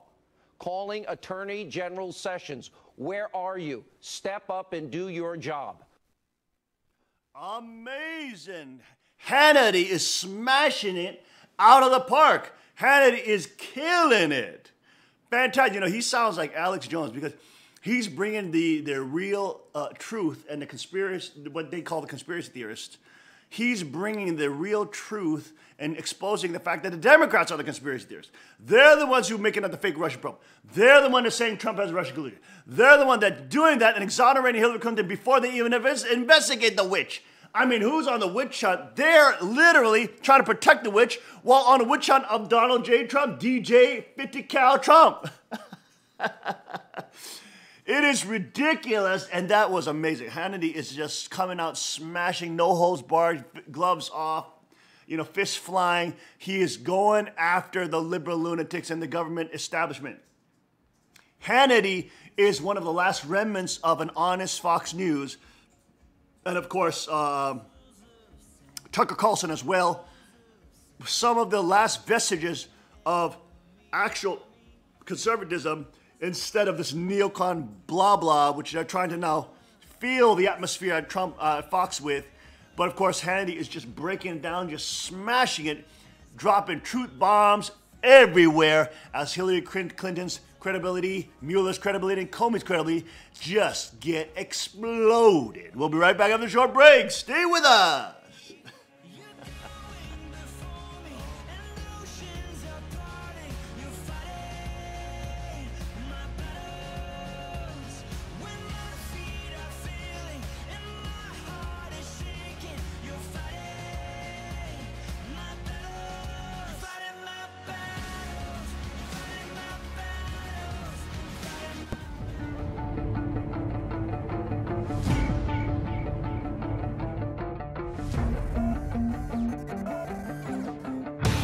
I'm down here at the range today. I just learned a new technique from the father of the .44 Magnum, Elmer Keith, which is called shooting out of the notch, which allows you to make really long distance shots and still have an extremely precise sight picture. So I brought my CW9 car down, and with this little gun, we're gonna shoot this little munchkin at 200 yards up in the hills, applying this technique, and hopefully we'll make the shot. To apply this technique, instead of using the blade of the front sight lined up with the top of the rear sight, I'm going to take the dot of the front sight and raise it up so that it's out of the notch, but I'm still going to keep the front sight on my target. Bringing that front sight up like that is going to compensate for the bullet drop over that excessively long distance with just this little gun. So if applied right, we should be making contact. Let's see how it goes.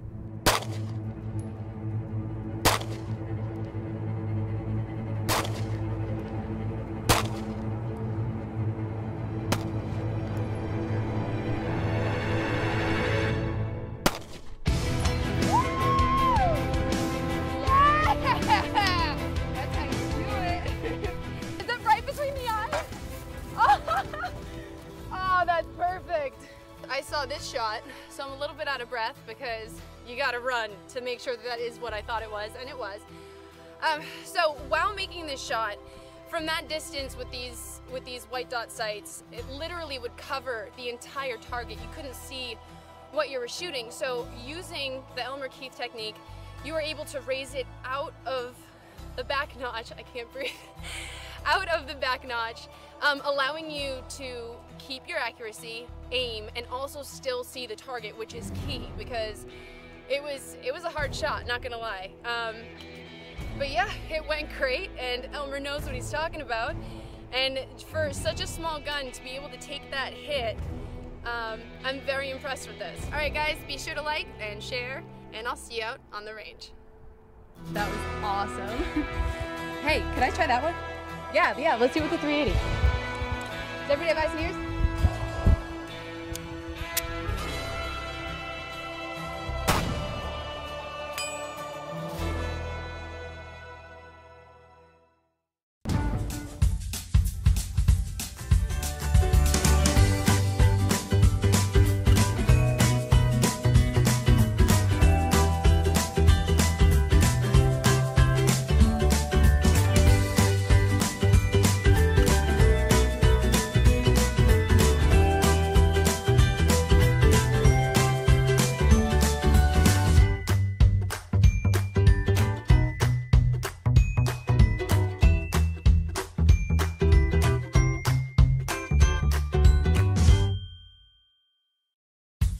Car Arms, Magnum Research, and Auto Ordnance. The Car Firearms Group, with a diverse product line that blends American craftsmanship with cutting-edge technology. It's no secret why gun enthusiasts choose Car Firearms Group. From the Desert Eagle and Baby Desert Eagle made famous by Hollywood, the history of the 1911 and the Tommy gun, to the best in compact concealed carry. Car Firearms Group is not only the first name in personal defense, it's a name that has earned the respect of gun enthusiasts around the world. Concealment, innovative technology, value, accuracy, and history. Car Firearms Group, made in the USA. Visit car.com today. That I cling to, my rescue, my friend. You come rushing in and surround me on every side. Your love is my armor, I fear no evil. Darkness runs from your light. And we are back. Welcome back to the King's Report, Friday, December 15th. 2017. Second King reporting live to all the kings and queens of the Kingdom of God. Good morning. It is 6:44 a.m. Back to headline news. A really Jolly Roger, luxury 200-foot super yacht with its own helipad, is modeled on a 17th century pirate ship. But you'll need a few million pieces of 8 if you want to be its captain. The impressive ship called Caronte was made by Italian company Lazzarini Design Studio and has 3 bedrooms and 6 extra sub-cabins below. Doors to the private garage, which opens so the owner can show off their luxurious vehicles, create a diving platform with thrill seekers can use to jump into the sea. The stylish 200-foot vessel, designed on a ship from the 1600s, also has an upper deck which includes a number of sunbeds and huge seating.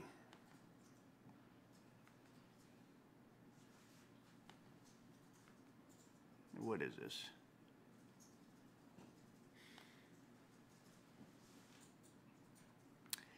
There it is here. If I can't move this, there it is.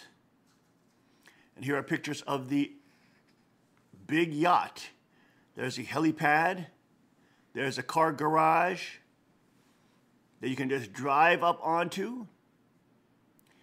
See, the imagination is unlimited when human imagination, you know, engineering, computer graphics, all that kind of stuff.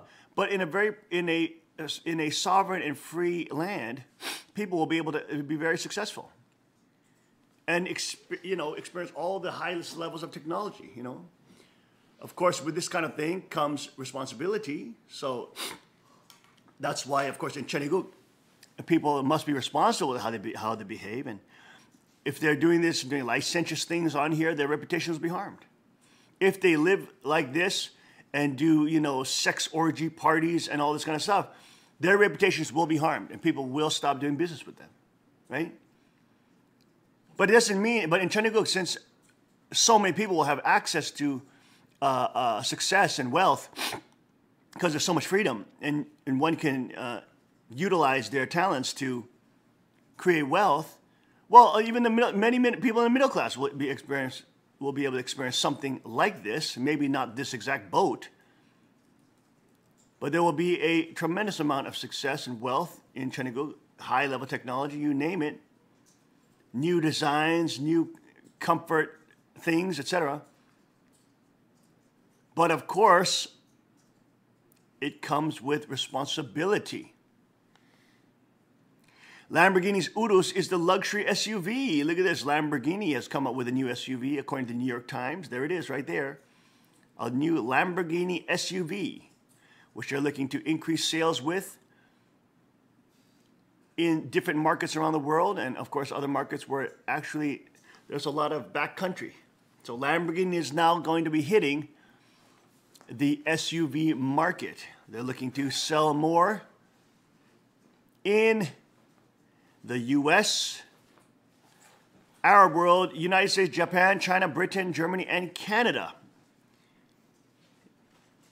In addition to countries where the infrastructure makes sports cars not very apt, like India or Arab world, Lamborghini expects the Urus to increase the company's sales in the U.S., Japan, China, Britain, Germany, and Canada. The suggested retail price in the U.S. is $200,000. And there you go. There's some tech and some machining news. Also, regulators abolish net neutrality rules in heated hearing that was stopped because of a bomb threat as protesters rallied outside. This was also yesterday's news. Net neutrality is a principle that internet providers treat all web traffic equally. Obama-era 2015 rules prohibited telecom companies from blocking or slowing down apps that rival their own services. Now the FCC's Trump-appointed majority has repealed the rule along party lines, and protesters descended on Washington to oppose the plan. One Democratic commissioner said Republicans were handling the keys to the internet, a handful of multi-billion-dollar. They always say that crap. When they want to control the levers of control of the internet. And they're the ones that are paid for by the multi-billion-dollar companies that they're saying all the time are the enemies. They're the ones who are actually paid by the George Soros, paid for by the Open Society Foundations, paid for the different Rothschild and Ford Foundation and Rockefeller Foundation organizations. They're the ones who are actually paid for the billion-dollar corporations, and they always blame Trump for being subservient to the billion-dollar corporation that they are paid by. I mean, this is so ridiculous. So absurd. But essentially, Trump is getting rid of the net censorship laws that Obama was doing, putting it in and being able to literally regulate, and it was, of course, threatening InfoWars, etc., and Breitbart, etc., to be regulated, to be censored. There you go, and all these stupid ads shopping up everywhere. Look at this. Can't get rid of these dang ads, Amazon Prime and all this ridiculousness. But there you go. Bomb-sending dogs were brought to sweep in the building, clear before the hearing could resume. Here's a picture of it here, where the police would come in and state that there's been a bomb threat and that people must leave as they do the search. And there you go. As Tim reported as well, Paul Ryan is leaving Washington. 2018, Paul Ryan will be. Sees his wild ride Washington, Germany coming to an end. The loser, neocon, warmongering, George Soros funding, receiving, known lying little blue-eyed, baby-eyed, little troglodyte, wannabe hipster, lying fake conservative, loser. Paul Ryan, nothing wrong with blue eyes, but he tries to use them to say, I'm so good, I can do no wrong, I'll just steal money from I'll just use my position to steal money and receive money from Soros and to collude with the Democrats, whom I pretend are my arch enemies, to get rid of Trump and to maintain the status quo of the swamp and surveillance grids, surveilling the American public and, taxing you out of existence and supporting Obamacare and protecting Obamacare. Just ridiculous predators. And Ryan, the southeast corner of Wisconsin, between Chicago and Milwaukee, and I think also including some of the southern suburbs of Milwaukee. Now, I've heard, Roger Stone saying that Ryan has put a lot of pro-Wall Street banker bailout-like material in the tax cut plans. So there's a lot of kudos, there's a lot of benefits for the Wall Street companies. So Ryan may be stepping down to now pursue jobs connected with Wall Street organizations, lucrative jobs, because he's in it in the end for the money and in the end for power. He just got exposed by President Trump this time, and now he must step down from politics because he was clearly not for the Republican Party, clearly not loyal to the American people, but he was out there flicking his own nose at the President of the United States, trying to ransack and rummage and obstruct every single thing that he was trying to do, including getting rid of Obamacare, which Ryan was protecting and kept on voting on with freaking Senator McCain.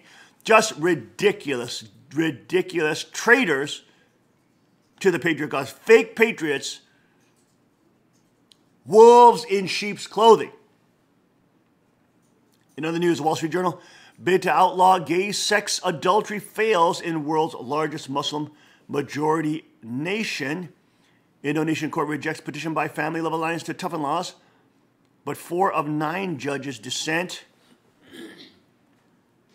A bid by religious activists to outlaw sex outside marriage and gay sex has been narrowly rejected by a powerful court, a rare recent victory for Indonesia's moderate forces.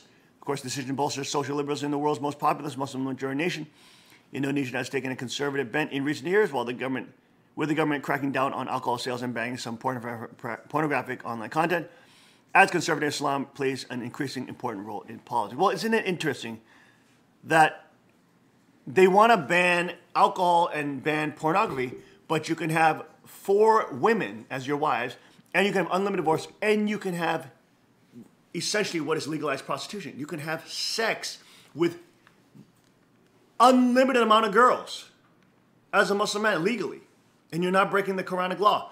Why would you even need pornographic content? You could have sex with all these different women, and it's not breaking Allah's commandment, and it's not going against Allah's teachings at all, and it's legal. It's fine in the eyes of Allah.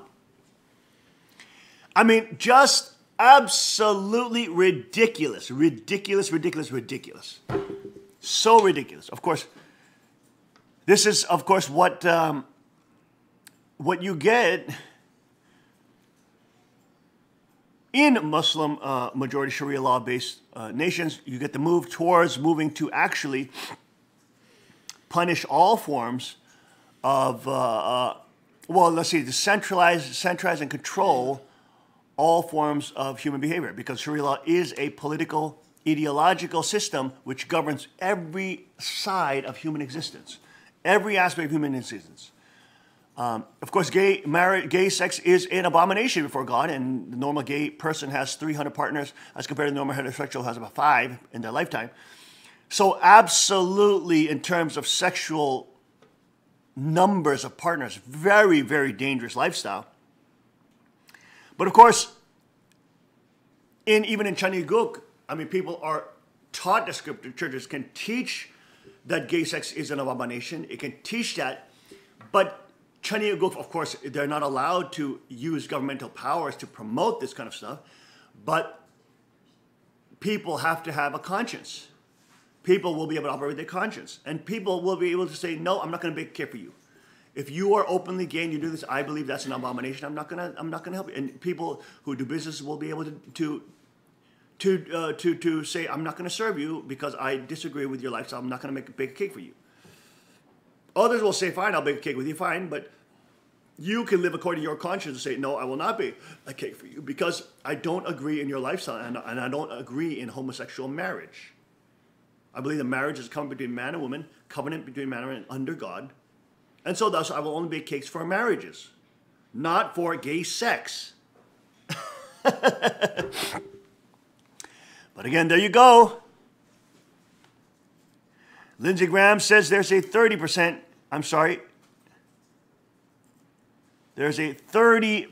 chance Trump attacks North Korea. I don't know how to say it any more direct. If nothing changes, Trump's going to have to use the military option because time is running out. It's become a grim ritual in Washington foreign policy circles to assess the chances that the United States and North Korea stumble into war. But on Wednesday, Lindsey Graham did something different. He estimated the odds that the Trump administration deliberately strikes North Korea first to stop it, requiring the capability to target the U.S. mainland with a long-range nuclear-tipped missile. And the senator's numbers were remarkably high. I would say there's a 3 in 10 chance we use the military option. Graham predicted in an interview, if the North Koreans conduct an additional test of a nuclear bomb, their 7th, I would say 70%. And North Korea looks like it's preparing for that right now. It does. It looks like it is. Graham said that the issue of North Korea came up during a round of golf he played with the president on Sunday. It comes up all the time, he said. War with North Korea is an all-out war against the regime, he said. There is no surgical strike option. Their nuclear weapons program is too redundant, it's too hardened, and you got to assume the worst, not the best. So if you ever use the military option, it's not just to neutralize their nuclear facilities. You got to be willing to take the regime completely down. And of course, you see these neocons trying to start a push war because this is what their handlers and this is what the Bilderberg and Davos group want. They want to start war. Why? Because they were trying to prop up China as the main model for the 20th century. They wanted to deindustrialize America. They wanted Hillary Clinton to disarm the public and to bring America to its knees and mount our heads on the wall. They wanted to take down America, promote China, imperial China as the leader and the model. Why? So they can continue to live on their pedophile cuffs. Why? So they can prop up their banking system and the fiat currency that they use around the world. Why? Because they would get China to agree that they wouldn't start a new currency and adopt the Rothschild system over and for the next 20th century, whatever. They wanted China to exist and thrive. Even though China is sitting on massive infrastructure bubbles and it's going to explode economically, even in 2015, I believe, we saw one of the biggest stock crashes in China. Huge, huge stock crashes. So China is right on the edge of a bubble. But the Bilderberg Group and the Davos Group promised, basically, to prop them up and keep them up, basically make them into a too big to fail system so that the world would have to pay for their loss and have a soft landing on the infrastructure bubble. In the meanwhile, they wanted Hillary Clinton, and now they got Trump in, and Trump's trying to ravage and destroy that whole system. He's starting to create success in America. He's starting to turn jobs around. People are spending. Consumer confidence is high. Jobs are coming in. Companies are agreeing to come back in the States. Corporate tax rates are dropping. I mean, he's creating the environment for success to come because these are known formulas for success to come. But at the same time, he also are doing spiritual things which have huge economic consequences, like deleting Jerusalem as the capital of Israel, which is basically saying moving the U.S. embassy there to Israel, which then basically says that America, in its prosperity and its success, and now its sovereignty movement is starting to create a revolution around the world and Europe, will also be in Israel, and it will support the Israeli government against the Arab states that are hostile and want to take it over. That then allies America strongly against China in the Middle East, because China's Middle Eastern interests are all based on the Arab nations, and China's Middle East interests are all based on Iran and these kind of communist fascist dictator regimes. So at the same time, now China can't have a soft landing on their infrastructure bubbles. Now America cannot be deindustrialized because Trump is going to even legalize fracking and coal. Now China can't compete with America because the totalitarian regime no longer will enjoy the lowest corporate tax rate, as corporate tax rates here are dropping under Trump's tax plan. Now the Bilderberg Group cannot socially engineer society to pretend like China is the model to go because they want to maintain their monopolistic fiat currency system. Now Trump is going to be increasing and encouraging Bitcoin and separate currencies to compete with the fiat currency that is loaned to the United States and around the world, and the petrodollar. And so now you see China's power starting to wax and wane. And in that mix, you got the neocon warmongers, Senator McCain, and then this Lindsey Graham. McCain is in the hospital now, but Lindsey Graham, who's always calling for war because we know he's also receiving campaign contributions from George Soros' associates, as we covered in 2006 Breitbart article. So we have these people, again, they're trying to call for war. The drums of war are now rising again because they want a war with China in the end, use North Korea as a troop, start a nuclear tactical nuke outbreak, blame Trump for starting World War III, say he's the cause of it all, try to take him out politically by creating a hostile environment against him, and of course, then they get their off the hook, get out of jail card free pass, because now we're in the midst of a freaking World War III, and now nobody can focus on the Bilderberg Group, Davos Group, Lindsey Graham, Senator McCain, Paul Ryan, Obama, Clinton, two-party duopoly. And now we're so busy fighting and killing each other in nuclear war and just trying to stay alive that the freaking super elite got off the hook again. They always want war. And when you see the warmongers like Lindsey Graham drumming up the wars, you know who is telling him to do it. You know that the super elite class is saying, we got to do it. Trump is too much of a wrecking ball to our system. Our whole 100 years of social engineering, of technocracy is coming to an end. We need to set this on fire. Boy, oh boy, folks. It is a crazy time to be alive. We're going to take a short break, and we'll be right back after this with our special guest. Stay with us.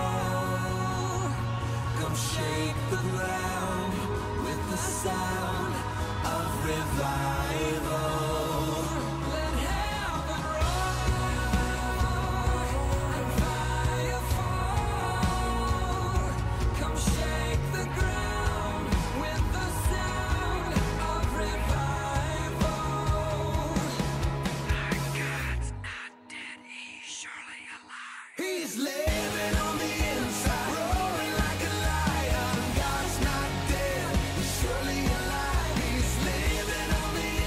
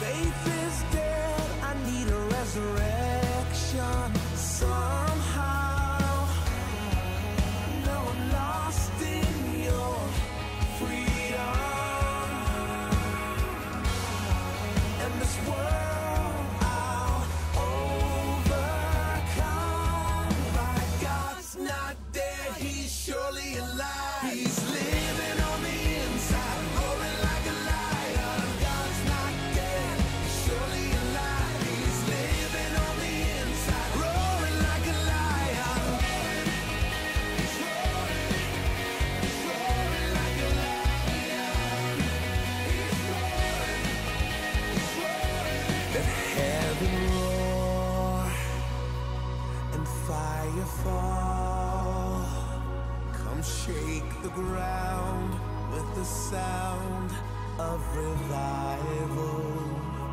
Let heaven roar and fire fall. Come shake the ground with the sound of revival. Let heaven roar and fire fall. Come shake the ground with the sound of revival. Our God's not dead, he's surely alive. He's living on the inside, roaring like a lion. God's not dead, he's surely alive. He's living on the inside, roaring like a lion. God's not dead, he's surely alive. He's living on the inside, roaring like a lion. God's not dead, he's surely alive. He's living on the inside, roaring like a lion. He's roaring, he's roaring like a lion. He's roaring, he's roaring, he's roaring like a lion.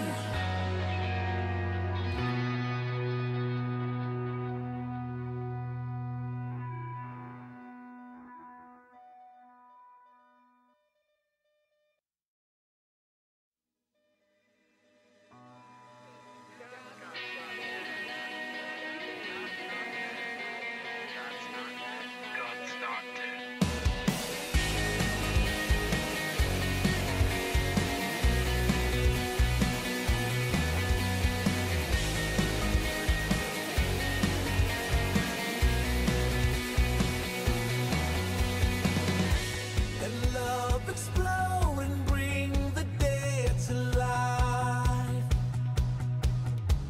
A love so bold to see a revolution somehow.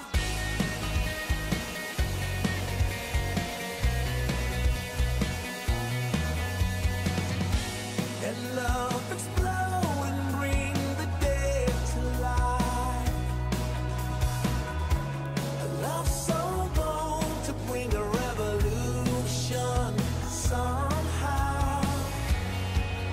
Now I'm lost in your freedom,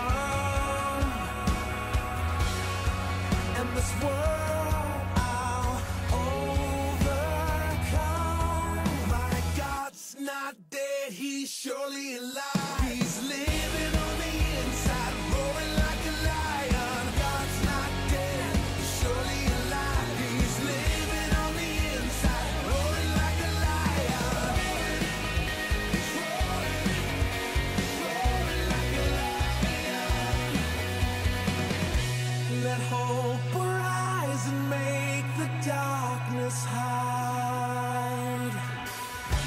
My faith is dead, I need a resurrection somehow. Now I'm lost in your freedom, and this world I'll overcome. My God's not dead, he's surely alive. He's living on the inside, roaring like a lion. God's not dead, he's surely alive. He's living on the inside, roaring like a lion. He's roaring, he's roaring like a lion. He's roaring, he's roaring. Let heaven roar and fire fall. Come shake the ground with the sound of revival. Let heaven roar and fire fall. Come shake the ground with the sound of revival. Let heaven roar and fire fall. Come shake the ground with the sound of revival.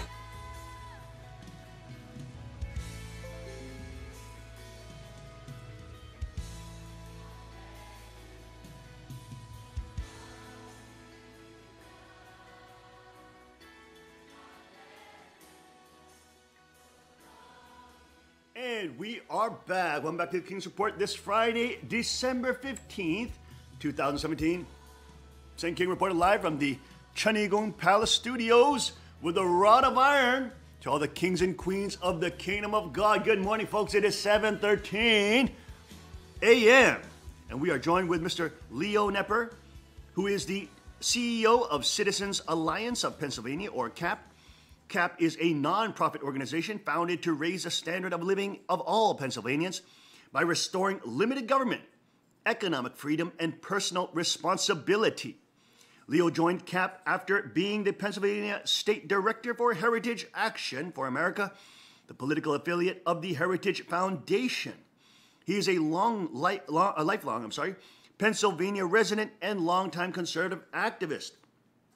Leo has built grassroots networks to fight against abuses in Pennsylvania government, including the infamous midnight pay raise. He graduated from Penn State's Capitol campus with his MBA and is a member of Beta Gamma Sigma, the International Honor Society for Business Students. Leo, thank you so much for joining us this morning. Thank you very much for having me. It's wonderful to have you this morning on this very brisk and beautiful Pennsylvania morning. I'm sure if you haven't stepped outside yet, it's below freezing, so you may want to wear an overcoat this morning. But let us know a little bit about CAP. How was it? When was it founded? And how does CAP influence Pennsylvania politics, if you could? So CAP was founded in 2009 by actually a number of longtime conservative activists and donors in the state. Including Matt Briette from the Commonwealth Foundation, well, currently of Commonwealth Partners, which is Pennsylvania's free market think tank.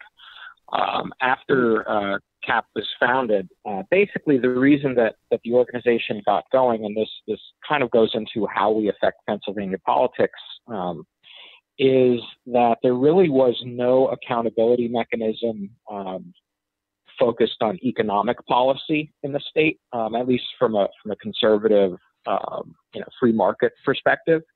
And what I mean by that is most of the voices that were out there were talking about, raising taxes and raising spending. And while there certainly were business organizations who were focused on electing pro-business candidates, one of the things they would not do is actually engage in primary challenges to get rid of anti-business candidates. The way Pennsylvania's electoral districts are set up in many places, the only race is the primary election. And then after that, you go to the general election, but the districts are fairly lopsided, so it doesn't really matter, who the candidates are in the general election, because one of them is going to win just based on demographics. So basically, we're an accountability mechanism. What we will do through our political action committee is work to educate voters. We will also get involved in assisting candidates who are running for office, particularly the state house and the state senate. Our focus is on state politics pretty much exclusively. Occasionally we'll look at local issues if they have statewide implications. Now, what are some of the most pressing issues in terms of Pennsylvania politics and economic policy in general? What are some of the main issues that we're dealing with as a state, the Commonwealth of Pennsylvania? Well, Pennsylvania actually has a fairly hostile business climate. When you take a look at most surveys of CEOs and business leaders, Pennsylvania is in the bottom 10 in terms of states do business. Yeah, so it's not good. That's terrible. So there are several different areas that really impact that. One of them is labor policy. Pennsylvania is not a right to work state. We're a compulsory union state, basically. If you want to union did it again. Right. We also have a lot of problems with our regulatory environment, and we see that particularly as it relates to the Department of Environmental Protection. Yes, right. And with all the regulations on coal and fracking, et cetera, right? Yeah, and it's not just coal and fracking. There's actually a lot of stuff as it relates to, I mean, just basic, water runoff for construction projects. There are a lot of problems the way our regulatory and environment is structured. I've, had conversations with, business owners and some folks who do consulting for, a variety of industries. And there are, businesses who will set up shop just over the Pennsylvania border in order to, service Pennsylvania customers just because, they can't get the permits that they need. The other issue that they run into is that the conditions that are on the permits will change kind of on a whim of whoever the inspectors are. Oh my gosh! So wow. They can have things change kind of mid-project, and it increases their costs, and businesses know that, so they're reluctant to make large-scale investments in the state, and as a result, we don't have the kind of dynamic economic growth that we need. And there are a variety of reasons for that, but it's really tragic because Pennsylvania, and we believe that Pennsylvania can really be the economic success story of the 21st century. We're within, an 8-hour drive of something like a third of the United States population. We have a tremendous level of natural resources. And we also have, world-class educational institutions on both, all over the state. So we have the intellectual firepower, we have the resources, and we also have the location. The problem is that Pennsylvania government refuses to get out of the way. Wow. Again, the story with the government always meddling in the freedom of people's free interactions and, free association. Let's break it down, just simplify it for us. And of course, a lot of our listeners understand, free markets, but of course you're very trained with a business degree, et cetera. Just break down, simplify, just in terms of generally, why are free markets better than, let's say, government regulated or centralized central planning markets, quote, central plan markets? Just let's go back to the basics. Explain to us just a simplified version if you could. Sure. Well, there are a couple of reasons why it's better. And the reason that I go back to, one of the first reasons that it's better has to do with the fact that government doesn't actually have any resources of its own. What people have to think about is, when you talk to somebody and you ask them, well, why do you pay taxes? They will oftentimes say, oh, well, it's for roads, it's for, fill in the blank, it's for my school district. But in reality, people pay taxes because government has a monopoly on the use of force. Government, funds itself through coercion. If you don't pay your taxes, you go to jail. So, I mean, just from a very fundamental, personal property rights issue, taxation is a legalized form of theft. Wow. So that, just as a moral issue, it's problematic. Well, the other issue IRS says that you're voluntarily paying for it, but paying the taxes. But if you don't pay it, they'll send a SWAT team to get you. So the other issue that people tend to not think about or tends to get overlooked when it comes to centralized planning versus free markets is that depending on the level of centralized planning, really what you're doing is you're saying that a small group of people have a better understanding of how to allocate resources than a large group of people. if you kind of flip the argument on its head, it's basically saying that people aren't good enough. Individuals are bad at determining how they spend their money. So what we need to do is give it to a group of smarter individuals, quote unquote, smarter individuals, and they'll decide how to spend money. And right. So it assumes that, government officials somehow have access to much better information or are able to make decisions in a more rational manner, which, when you look at the evidence it's very lacking that that's the case. When we take a look at Pennsylvania has had kind of this central planning, picking winners and losers economic policy for the last 100 years, and industries continue to leave the state, and they aren't coming back into the state.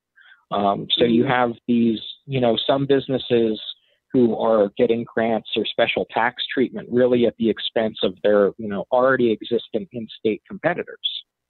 So in a lot of cases, you actually have businesses subsidizing the people that they're trying to compete with via their taxes, and that's fundamentally unfair.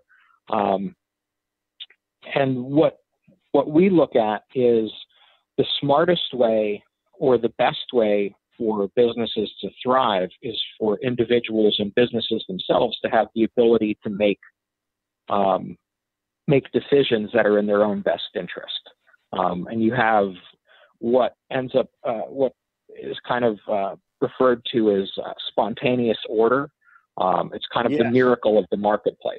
Right. Nobody has to decide, how much a dozen eggs costs. It's based on supply and demand.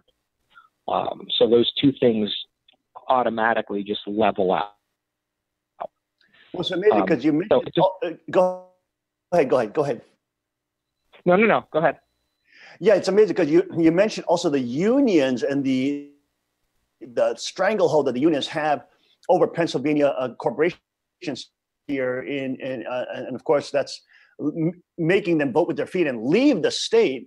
I mean, explain to us some of the problems with having such the union's power base that strong. I mean, doesn't it become in the end almost like a mafia? I mean, it's nothing inherently wrong with a union trying to fight for workers' rights, but if they can get lobby for state power and they can even get subsidized from the state, isn't there a problem when they get too in deep with the state? Yeah, and that actually, public sector unions in particular are very problematic. To be polite about it, because what ends up happening is you have unions of public employees who then pool their money together in order to lobby the government to spend more money on their jobs. Mm-hmm. They also will work through their own political action committees to elect the people so they can sit on both sides of the negotiating table. When it comes to contract negotiation, elected officials should be advocates for the taxpayers and should really have our best interest at heart. But when you look at the amount of money that public sector unions pour into getting people elected, Governor Wolf is a great example of that. And then you see the types of policies that those politicians advocate for. It really it increases the costs for the rest of us, and that's one of the reasons that Pennsylvania has such a bad tax environment. Well, it's amazing because whenever these unions or the federal funded organizations are trying to do this or that, whether it be TSA or even construction work, it's always slower, takes longer, it's more arduous. They set up the system so they get paid by the hour, and they extend the project time. They're always overdue. And what is it? And if you had a private company doing it, you would be able to get that done quicker, cheaper, faster, less interference with people's daily lives.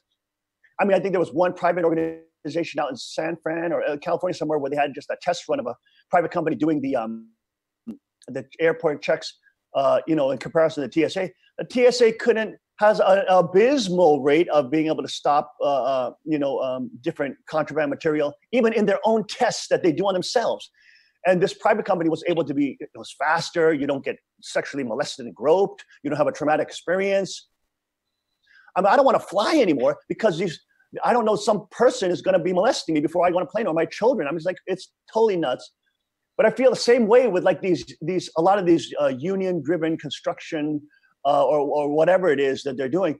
It almost like the market, the end user, the client, the citizen, we get a lesser product, takes longer, and it's more expensive. We have to end up paying and burdening all the cost. Yeah, and one of the things that it's kind of important to think about too, and this is something that most people don't know about, is Pennsylvania actually has what's called the prevailing wage law. Mm. So what that means is any projects that are funded by taxpayer dollars, state taxpayer dollars, are actually forced to go by what they call prevailing wage, which really isn't a prevailing wage. It's kind of an average of union contract wages throughout the state. And because those union contracts are primarily centered in Pittsburgh and Philadelphia, which are higher cost of living areas, the wage rates are actually higher than they would otherwise normally be. Just kind of as a practical example, there was a school down in York, in the York County area, so southern central Pennsylvania, that was working on having a roof put on. And what ended up happening was they got their bid. They got some bids in, and then they took the bids to their solicitor, the school lawyer, and the lawyer looked at it and said, look, you didn't bid this at prevailing wage. You have to go back out and, get a bid at the prevailing wage. And what ended up happening was it almost doubled the cost of the project. Oh my goodness, they made them tear it down and then build it again? No, they didn't have to build it again. They didn't start the project. Right. I mean, So wow. They had to pay almost twice as much for the same product. No difference. There was actually the same company that they went back to get the same companies put in their bids, and it ended up costing them twice as much. I mean, folks, that is a big deal. Think about it. You may think it's another company that's getting hit with this, twice the cost issue. But think about it. If you have to pay twice the cost for milk, you have to pay twice the cost for your gas, you have to pay twice the cost for your car, you have to pay twice the cost for your home insurance. Think about how devastating that would be for your lifestyle, your life in general. How are these businesses to survive? We're going to take a short break, and we're going to go over it when we get back with the candidates that are coming up for governor. What are the strengths and weaknesses? Of course, the Governor Wolf and what's up with him. We will be right back with Mr. Leo Knepper, CEO of Citizens Alliance of Pennsylvania. We'll see you right after this break. Stay with us.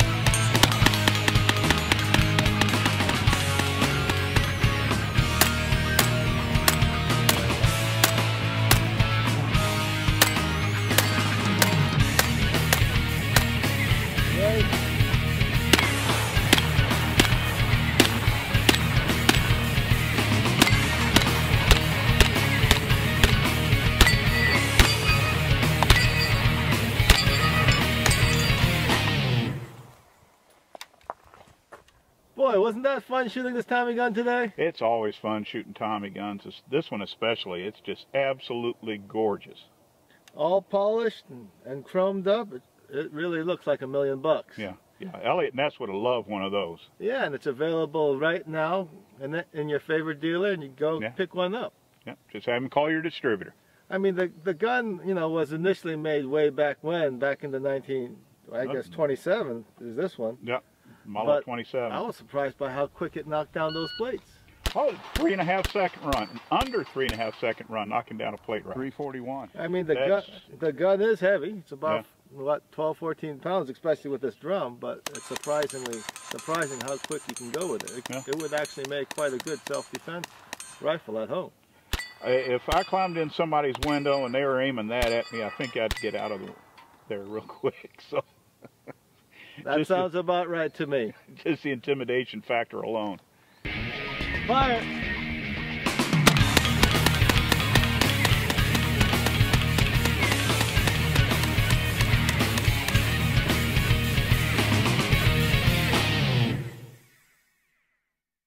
Car Arms, Magnum Research, and Auto Ordnance.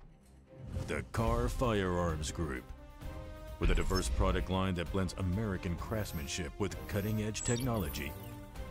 It's no secret why gun enthusiasts choose Car Firearms Group. From the Desert Eagle and Baby Desert Eagle made famous by Hollywood, the history of the 1911 and the Tommy gun, to the best in compact concealed carry.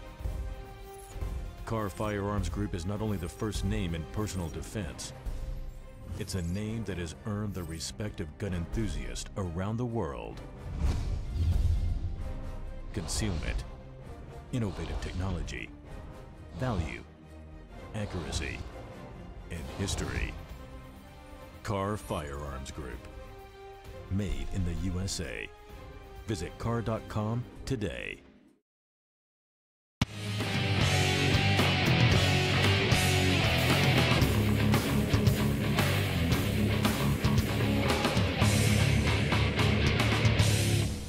Hi, I'm Joby Gorgas with Magnum Research. I'm here to tell you a little bit about our new L5 and 44 mag.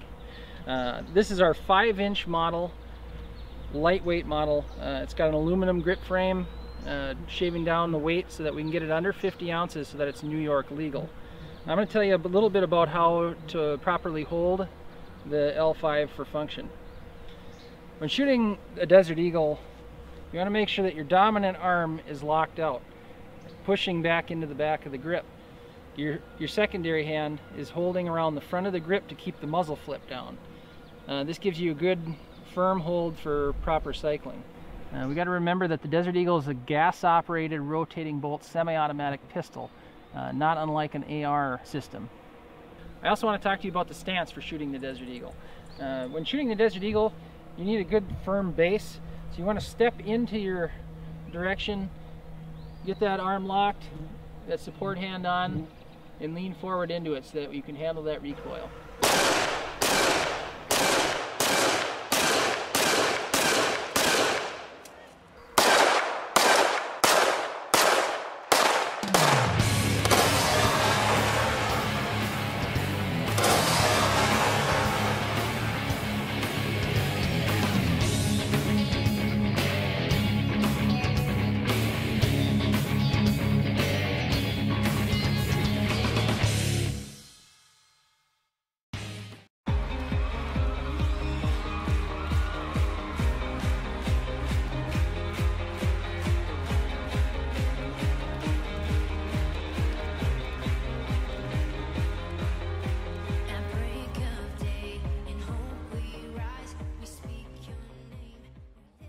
And welcome back, kings and queens of the Kingdom of God. Second King reporting live from the Hyung studios, joined here with CEO of Citizens Alliance of Pennsylvania, Mr. Leo Knepper. Leo, we were talking during the break about the incredible race in Alabama and Trump initially supporting Luther Strange. Eventually, Roy Moore became the top player there. And unfortunately couldn't win. But the establishment seemed to be so much against him. Mitch McConnell was spending tons of money against him as well. Are we going to see something similar like that in Pennsylvania? Who are the candidates that are running this time for governor, if you could, and break some of that down for us? Sure. So there are, at this point, 4 candidates running for governor. There's a woman named Laura Ellsworth, Paul Mango, and Speaker of the House Mike Turzai. The 3 of them are from the Pittsburgh area. There's also Senator Scott Wagner, who is from York County. To give you some kind of basic background on all of them, Laura Ellsworth, she's an attorney, originally from New York, has a law degree from Pitt University. So I was in doing some, she's actually the candidate I know the least about. Is she's been very involved in philanthropic, so charitable causes out in the Western Pennsylvania area. Not as much involved politically. It's kind of odd because I was going through and just kind of doing some basic research and looking at press clippings and everything about her in particular. And I'm not sure who she's targeting or who the electorate she's targeting in the Republican primary actually is. According to her own statements and some records and everything that I kind of found, she says that she wrote in John Kasich for president. And over the course of the years, I went through, and one of the best things to do is, if you want to learn about a candidate, is look to see how they're, or how they're spending their money. Goodness, who have they given to politically? Oh my gosh, that's terrible. So in looking at who she has kind of given money to politically over the course of the years, she's actually given money to Obama, Clinton, Bob Casey, and Arlen Specter. So and she's running for the nomination of the Republican Party. Smells like a wolf in sheep's clothing to me. I think that she probably believes, that she probably has some personal principles that she believes in, but I don't necessarily think that they line up based on, kind of who she has supported politically. I don't think it necessarily lines up in any way, shape, or form with kind of free market policies, limited government policies. Right. So now, I know there's Wagner and Mango. Are they the ones that are really most people? I hear most buzz about them. Mango is also a former paratrooper or Navy SEAL or something like that.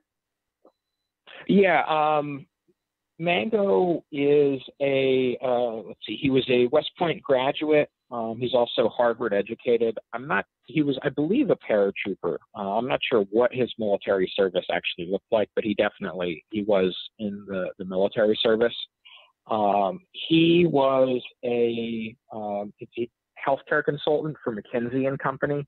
McKinsey and Company is kind of an international consulting firm, and they will go out and help companies kind of like restructure and also find solutions to internal problems that maybe they hadn't previously considered.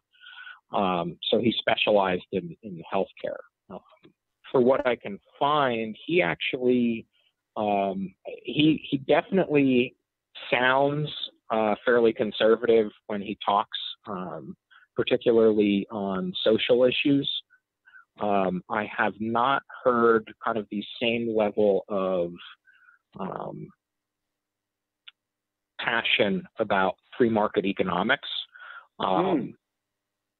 So, and just kind of, again, kind of going back to that, where are they putting their money question, Mr. Mango has not or was not particularly involved in Pennsylvania state politics in any discernible way over the years. The only exception to that was in 2006, he made a $13,000 donation to Lynn Swan, who was a Republican candidate for governor. It appears that he has been more involved with supporting federal candidates. Candidates like he was a supporter financially of Tom Cotton and Ben Sass, who are pretty conservative, but at the same time he's also donated financially to Mitch McConnell. In 2016, in 2016 he made contributions to Bush, Rubio, and Trump. He made his contributions to Trump after he had secured the nomination. He actually gave $25,000 to Jeb Bush super PAC.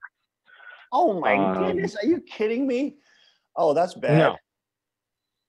So that's just, I mean, just to kind of lay the groundwork for that one. Are there anybody that is involved in the gubernatorial race that actually supported Trump from the beginning? That was you know, pushing for Trump's agenda? You know, I think I would have to double check, but I think that Scott Wagner was probably the earliest supporter of Trump. Interesting.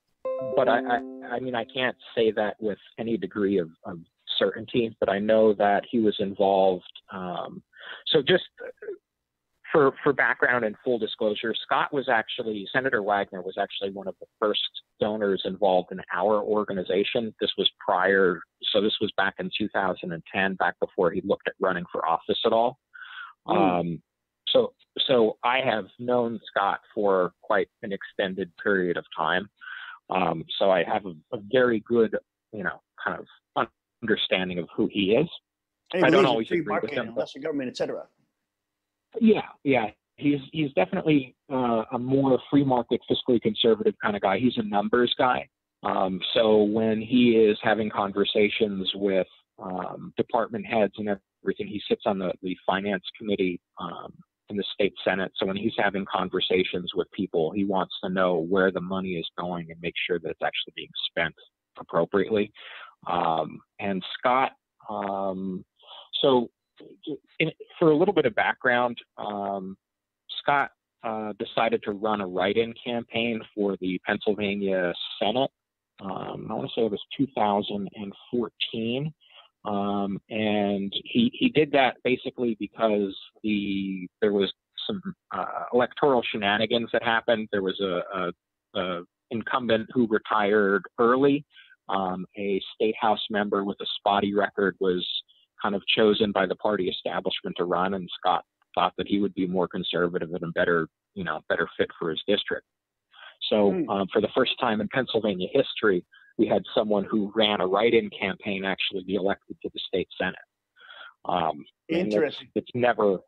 So that has never happened before. And he actually had Tom Ridge and Tom Corbett both, you know, working against him in that effort. Wow. Once he got to the Senate, he actually orchestrated the overthrow of a couple members of the Republican leadership in the Senate because they were too closely aligned with public sector unions and other kind of big government special interests. Oh, yeah. That's pretty good. So Scott, I mean, I've known him for years. Well, it's interesting. Also, someone, and Steve Bannon seems to be indirectly supporting. I think I mentioned that during the break. But there was an article out of Allentown about, you know, the cordial relationship between Bannon and Wagner, that they met on a plane, and he liked his ideas, and he said, "Hey, he's a good guy. Seems like a good guy." And Breitbart then posted that article, showing their sort of indirect, support. So it seems like, you know, people who are very hardcore free market people like Bannon are more excited about somebody like a Wagner than about somebody like a Mango or some of the other candidates. Yeah, and I think what you will find, Senator Wagner has really been a very outspoken critic of organized labor and other various, you know, kind of far left causes. What you would see is if he were the nominee for governor, this would very quickly become almost a national race. Because, you know, left of center, far left organizations would pour money into the state to keep Scott out of office, but you would also see more conservative, you know, you're both, you know, kind of fiscally conservative, I guess your Steve Bannon kind of strain of the Republican Party organizations and people like that would probably come in, you know, in a big way in order to support a candidacy for Scott Wagner. Wow. He also, as far as I can tell, has been the most successful in terms of fundraising for his gubernatorial campaign. Part of that is that he put $4 million of his own money into the gubernatorial campaign last year. Wow. And none of the other candidates have any filed financial disclosure forms. So it's kind of hard to piece together information about them. From what I understand, both Paul Mango and Laura Ellsworth have the ability to engage in some level of self-finance for their campaigns, but I'm not sure what that looks like in terms of how much money they're actually able to put in. And then the other candidate who we really haven't talked about yet is the current Speaker of the House, Mike Turzai. Speaker Turzai has been in office at least a decade. I remember when I first got started in 2005, he was already in the House, and he has, kind of looking at his past history, he has become a recent convert to fiscally conservative causes. And I mean, I'm always suspect of people, so I take a look at what they're doing versus what they're saying. Right. Over the years, Mike Turzai has voted for billions of dollars in corporate welfare, and he's also, in 2013, he voted for Tom Corbett's gas tax hike that gave Pennsylvania the highest, gas taxes in the country. Oh my goodness! So unbelievable. Historically, when I looked at Speaker Turzai's ability to raise money, he has come in at about $2 million as probably the top end of what he has raised in an election cycle. And as Speaker of the House, I'm sure he actually has the ability to raise some additional funds, just because of contacts that he's made and people that he has met over the course of the years while he's been in office. I'm sure he has the ability to raise additional money. I mean, we have all of the candidates have the ability to raise money. To what extent, what exactly that's going to look like is important, because when you're talking about a statewide race, you're talking about influencing people, and the cost of that is in the millions of dollars. Oh my goodness, it has a direct impact on all of us who reside here. Talk to us about Governor Wolf, the man who receives funds from George Soros, a literal Nazi collaborator, literal sort of villain of the modern day. That's responsible for so many democracies funding the falls of democracies. And Wolf is receiving funds from him. Unbelievable. Yeah, and to be honest with you, I mean, looking at those kind of things is important, but it's also really important to look at who the people are in the state of Pennsylvania that he's receiving money from. Yes, his largest. Some of his largest campaign donors have been organized labor, particularly public sector unions, the SEIU, the PSCA, the State Teachers Union, and the State Employees Union. So he's gotten quite a bit of money from the people that he's supposed to be negotiating against when it comes to state contracts. There's actually a lawsuit against one of his executive policies that enabled the SEIU in order to basically engage in a shadow unionization effort for people who provide home health care. So even if you are providing home health care for your own family member who has a disability, the governor is supporting an effort that would kind of make those people become members of a labor union. I mean, that's so it's kind of weird. I mean, we know that like the governor is a hugely important role, but I almost feel like we've gotten this trend where the citizens sort of believe that if we elect somebody else who's going to be like a savior that comes and swoops and solves all the problems, isn't it important also for the citizens to be activated and citizens to be involved in politics, to take over their local councils and commissioners' offices, et cetera, and move the country back to its more sovereign and free market, free market-based system, which the founding fathers, bestowed upon us by the grace of God. Isn't it important for citizens to be activated and be active in local politics, and not only just focusing on the voting booth? Oh, absolutely. And that's really one of the big problems that we run into when we're talking to people. And to be honest with you, about most people spend about 90% of their energy trying to influence federal policy. And federal policy, what's going on in Washington, D.C. is important, but people have a much better chance of influencing both state, county and local politics than they do what's happening in Washington, D.C. If you send an email to Nancy Pelosi, she doesn't care what you have to say. Right. And and realistically, if even if you are sending emails to Republicans, right? Yeah, if she can remember who's in office, but realistically, the only people who are interested in your opinions are the people that you can vote for. So that would be your congressman, that would be your 2 senators, the president to a certain extent, but as you get more local, so your state house, state senate, governor, county commissioners, township commissioners or township supervisors, school board members, those are the people who you can really influence. And when you take a look at the costs that people pay, a huge percentage of their tax bill is coming from state and local sources. Right. The issue of property taxes are almost entirely your school district.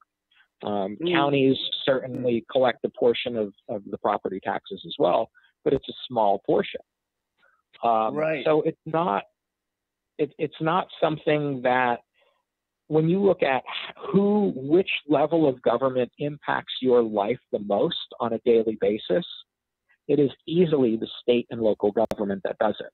Whether we're talking about zoning regulations, as we were talking about earlier with environmental impact stuff for the Department of Environmental Protection. I mean, you need to go out if you, if your church or a local business wants to pave their parking lot, they have to spend, $10,000 to $15,000 getting an environmental impact study done.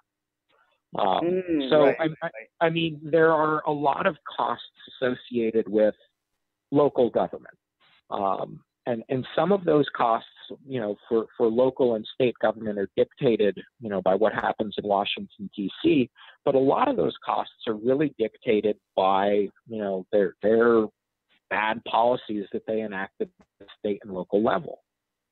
So in other words, what you're just saying is that people have much more power at a local level. However, it's almost like intimidating to work on a local level because you don't want to sour your reputation, and I think people are intimidated in that factor, or you don't want to get in fights on the local level that may affect your business, whatever. But that may be a short-term cost. In the long run, it's absolutely critical that patriots do get local control and take back their counties and take back their areas, so that they can push, for more, freedom. They can push for more, fair environments and open environments where companies can flourish and business can flourish. How much power does the local level actually have, in your view? Can we actually, for example, push on a local level for, let's say, adding competition to the monopolistic, state-run education system, so that our tax credits are going like the Sweden model? We got tax credit and vouchers where we can, our tax money is not only going to public schools, but going to private or charters or homeschooling, whatever the parents choose. How easy is that to enact on the local level as opposed to the, of course, state or federal? Well, when you start talking about education policy and things of that nature, that really is kind of centered at the state level. But even there, it's not as difficult as people would would think to influence policy. Just to kind of give you an example, organizationally, we've gotten involved in state house and state senate races since 2010. In that time, we have helped to elect and re-elect, 20 members of the House and Senate. 21, actually. We have 6 in the Senate and 15 in the House. So, we were working organizationally towards, we have a goal of having 55 members in the House and 15 members in the Senate. That way that, we can really influence what the legislative agenda is, whether or not meaningful school choice legislation comes up on the floor, whether or not legislation to kind of roll back or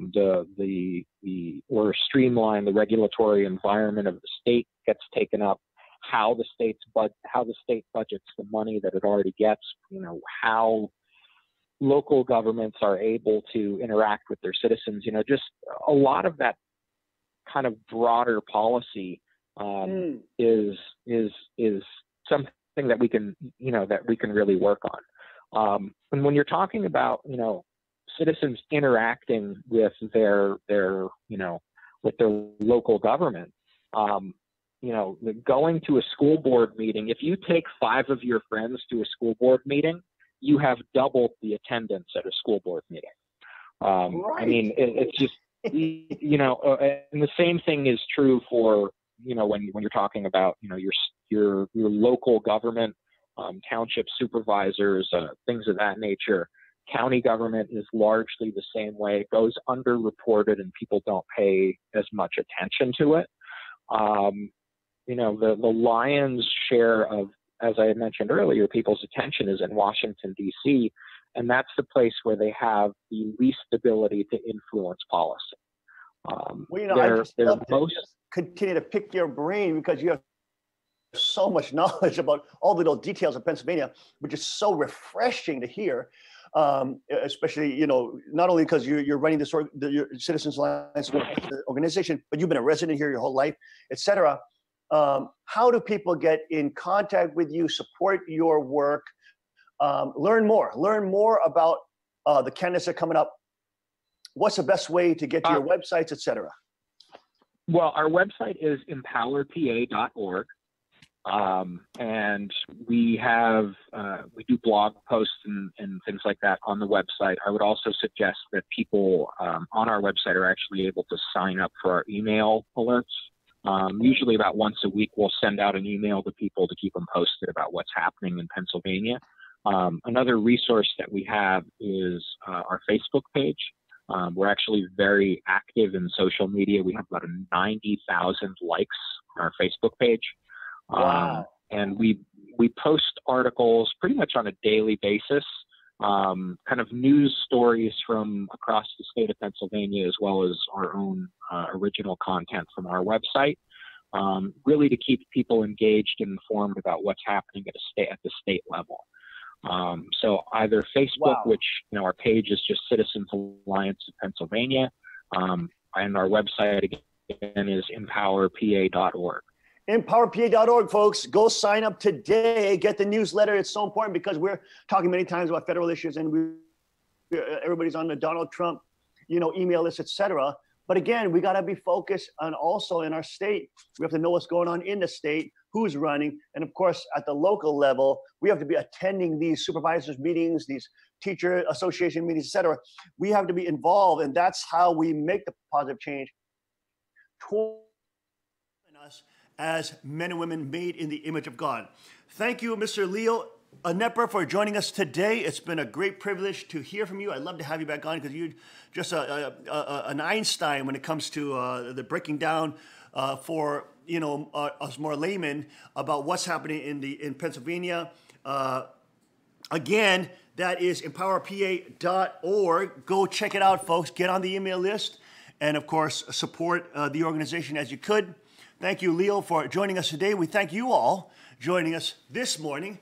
It's a beautiful, brisk morning outside. If you're driving, if you're on your way in, make sure that you are bundled up, nice and tidy. It's going to be snowing today. Hope you have a beautiful, blessed day. Give all the praise, glory to the one who has created it all. And we will see you tomorrow, 5 a.m. sharp, on the King's Report. God bless, Godspeed, and may his kingdom come.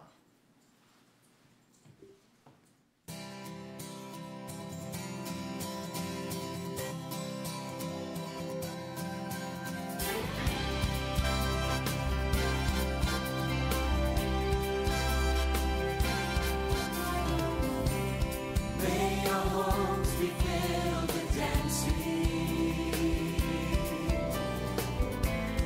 May our streets be filled with joy. May injustice bow to Jesus. May injustice bow to Jesus.